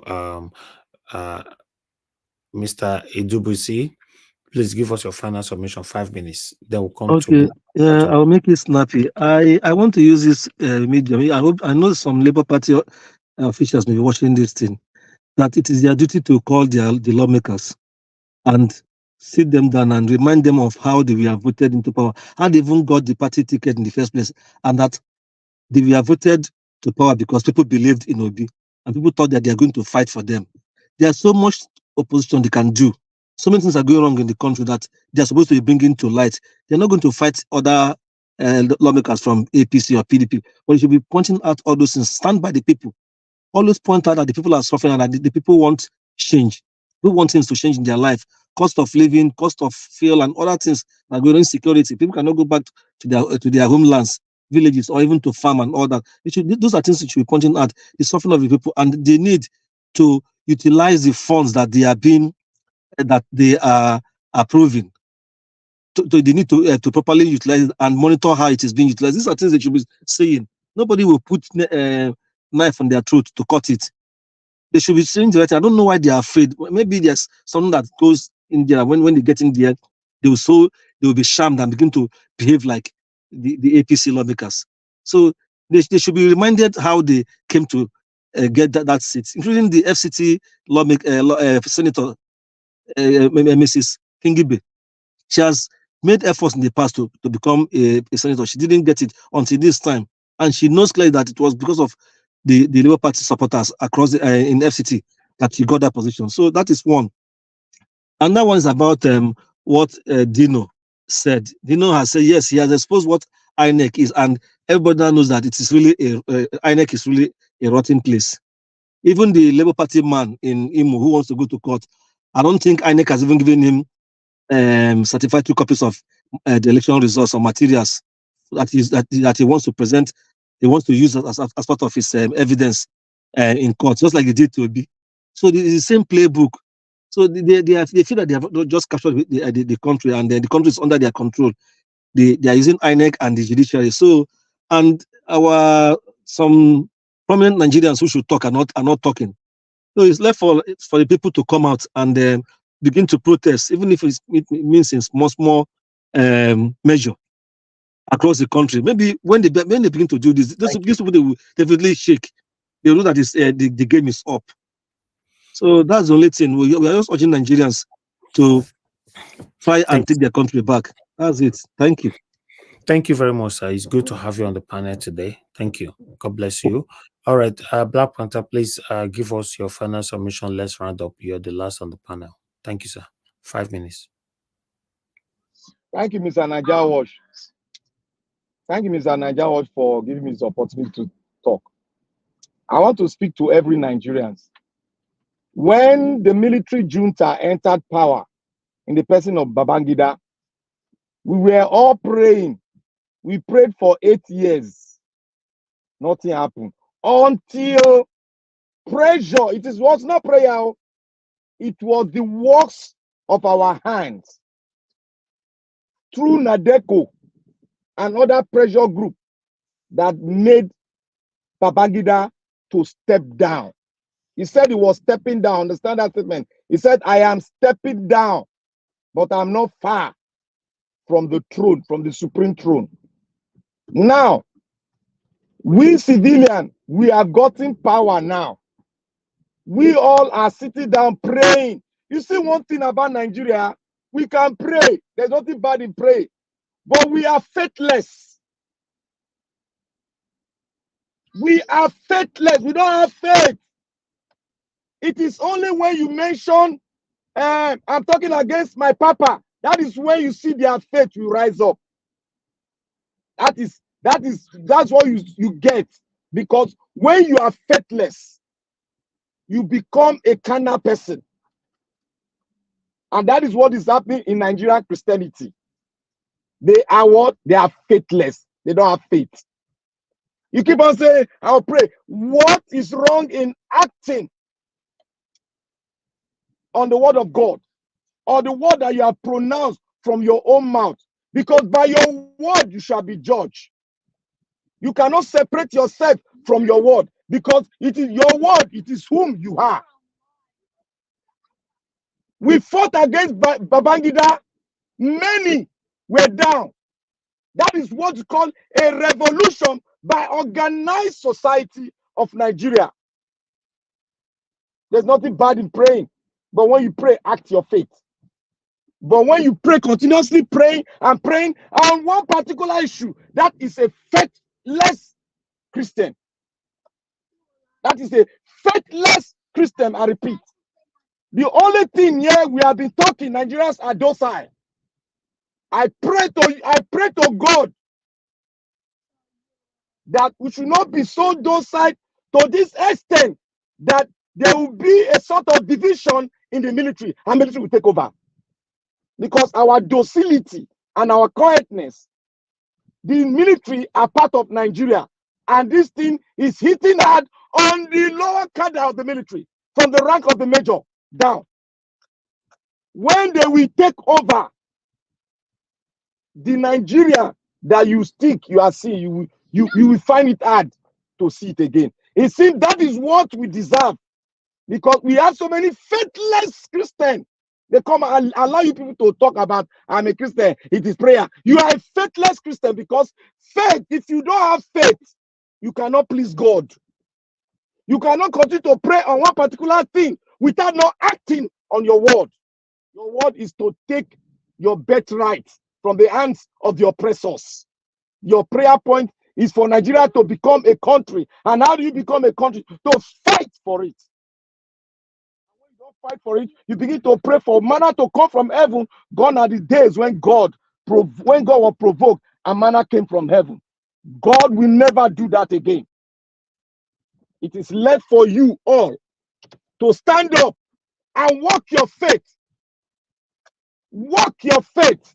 They preach that in churches every day. You people ignore it. Walk your faith. Stop praying on one particular thing. When you pray it, you walk your faith. Faithlessness makes you all stand in the side of your so-called my father, my father. Why are they silent? Because they are faithless. Because they don't believe. They don't believe in what they are worshiping. They believe in themselves because they have money. That is what they do. Naija Watch, thank you for everything. Thank you for what you are doing. You stand on the truth, and the truth will set all of us free. Let everybody be moving around and be saying, oh, we are going to pray. You are faithless. You have prayed enough. Act your faith. Act your word. And provoke God with your faith. And come out and take what belongs to you. Israel is doing it now. Did they sit down Did they sit down and start praying to God? They will never turn around. They said, we are going to hit hard on the heart of the Hamas and we are going to take down. They will never exist anymore. That is the kind of word we want to hear from Nigeria, that the politician will never exist anymore. We take them down. That is what I want to hear from them. They have faith in their fight. Did you watch the video? The military were singing praises to God as they were going to fight. The military, go and watch the video. Some of us are not watching it. Go and watch it. They were singing praises to God in the armor tank, facing the enemy boldly. Not what we are doing. Pray, pray, pray, pray. You don't have faith. Faithless Christian. Thank you, Mr. Naija Watch. All right.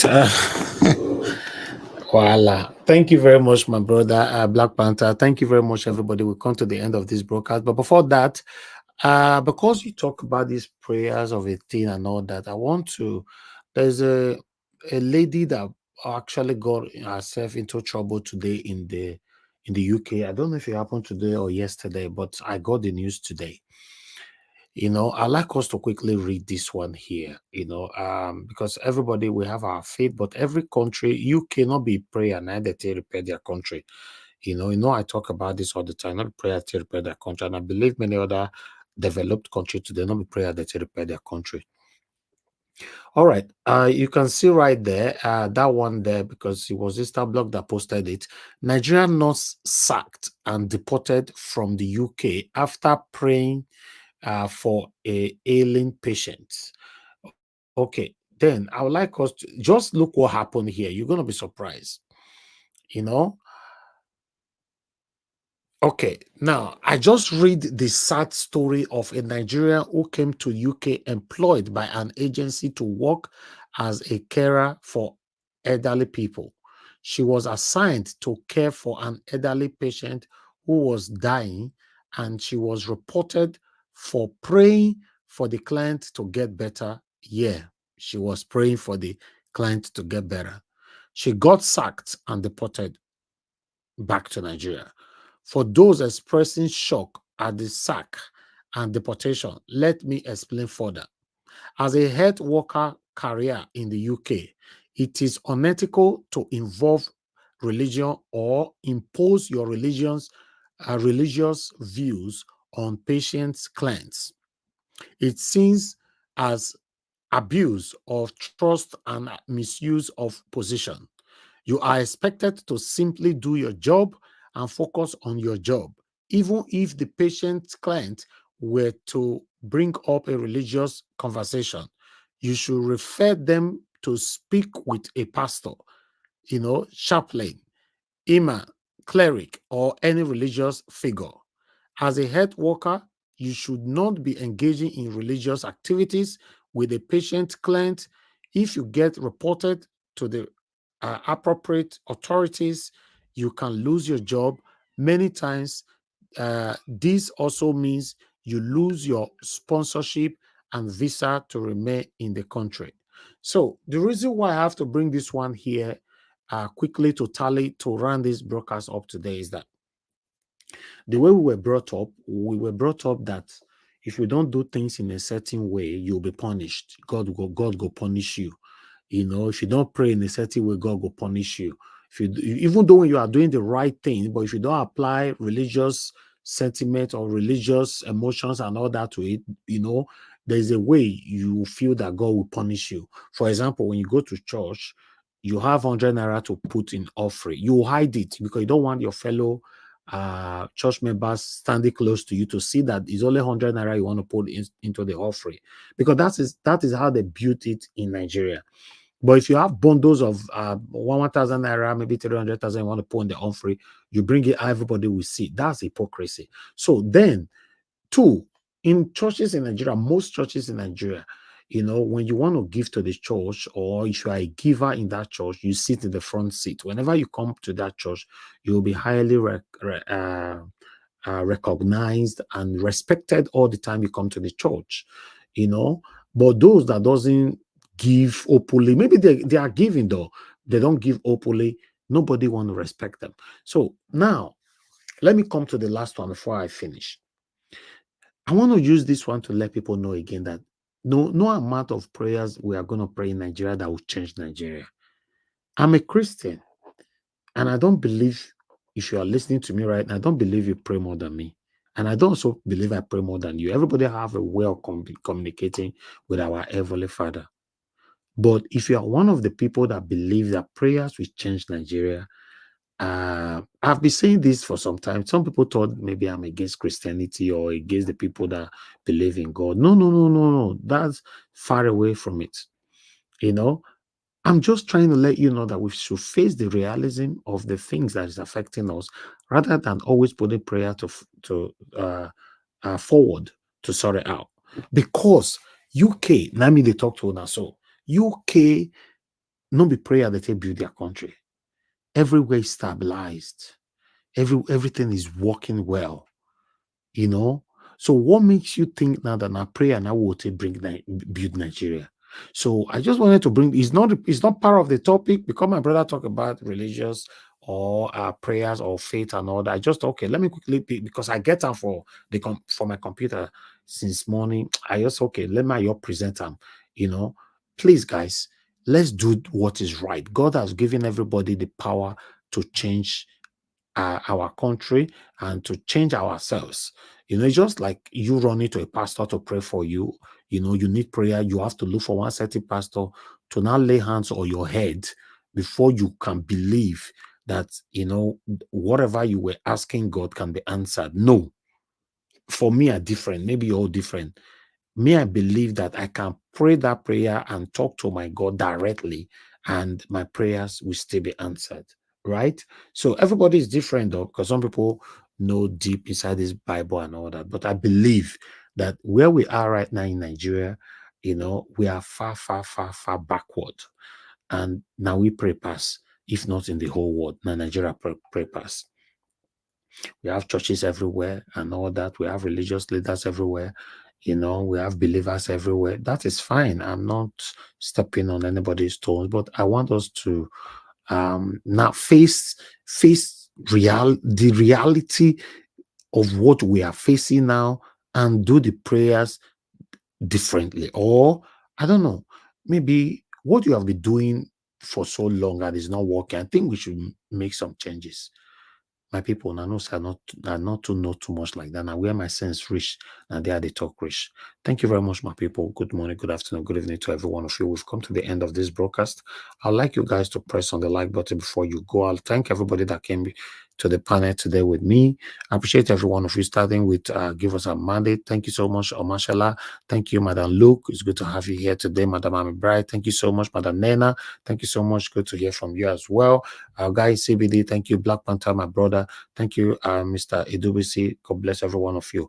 Those of you that already left, thank you very much. My brother, Mr. Alex, and many others that left. Thank you. Those of you that called in today, thank you very much. God bless you all. Those of you I could not pick your call, thank you. Please understand with us, we are not a perfect people here. Tomorrow, by God's grace, maybe I will still pick your call. For my people right there on the comment section, I want to appreciate you all. Those of you that supported us today financially, may God bless you all, my people. And those of you that is still right there on the comment section, starting with Mother of all, Mommy Diaspora. Thank you very much, Mommy, for all you do, for being with me every day, you know, from the first minute to the end minute of my broadcast. I'm very, very grateful. Thank you so much, everybody, right there. Madam Luke, I can see you as well in the comment section. Thank you. Fumi, oh, thank you so much. Madam Ame Bright, thank you. Imo Sokri, thank you, my wonderful people. Love of God is my strength. Thank you, Madam. I wish you a quick recovery. God bless you. Thank you, my wonderful people. Oriomi, thank you very much. God bless you as well. Abo Azi, thank you, sir, for all you do. I appreciate you always. Thank you, my wonderful people right there. We've come to Dr. Happy Life. I can see you as well. Mark Okunsaya, thank you so much. I can see you, Jacko Obedient, and many others. Social Metal TV, it's good to hear from you, sir. Thank you so much. Wabo Felix, thank you. See my people. Well, now this, since now you're the background, you're the listen. I go bless all of our people. I appreciate every one of you. We've come to the end of the broadcast. Please help us to press on the like button and share as well as you leave. Thank you, and I'll see you guys tomorrow.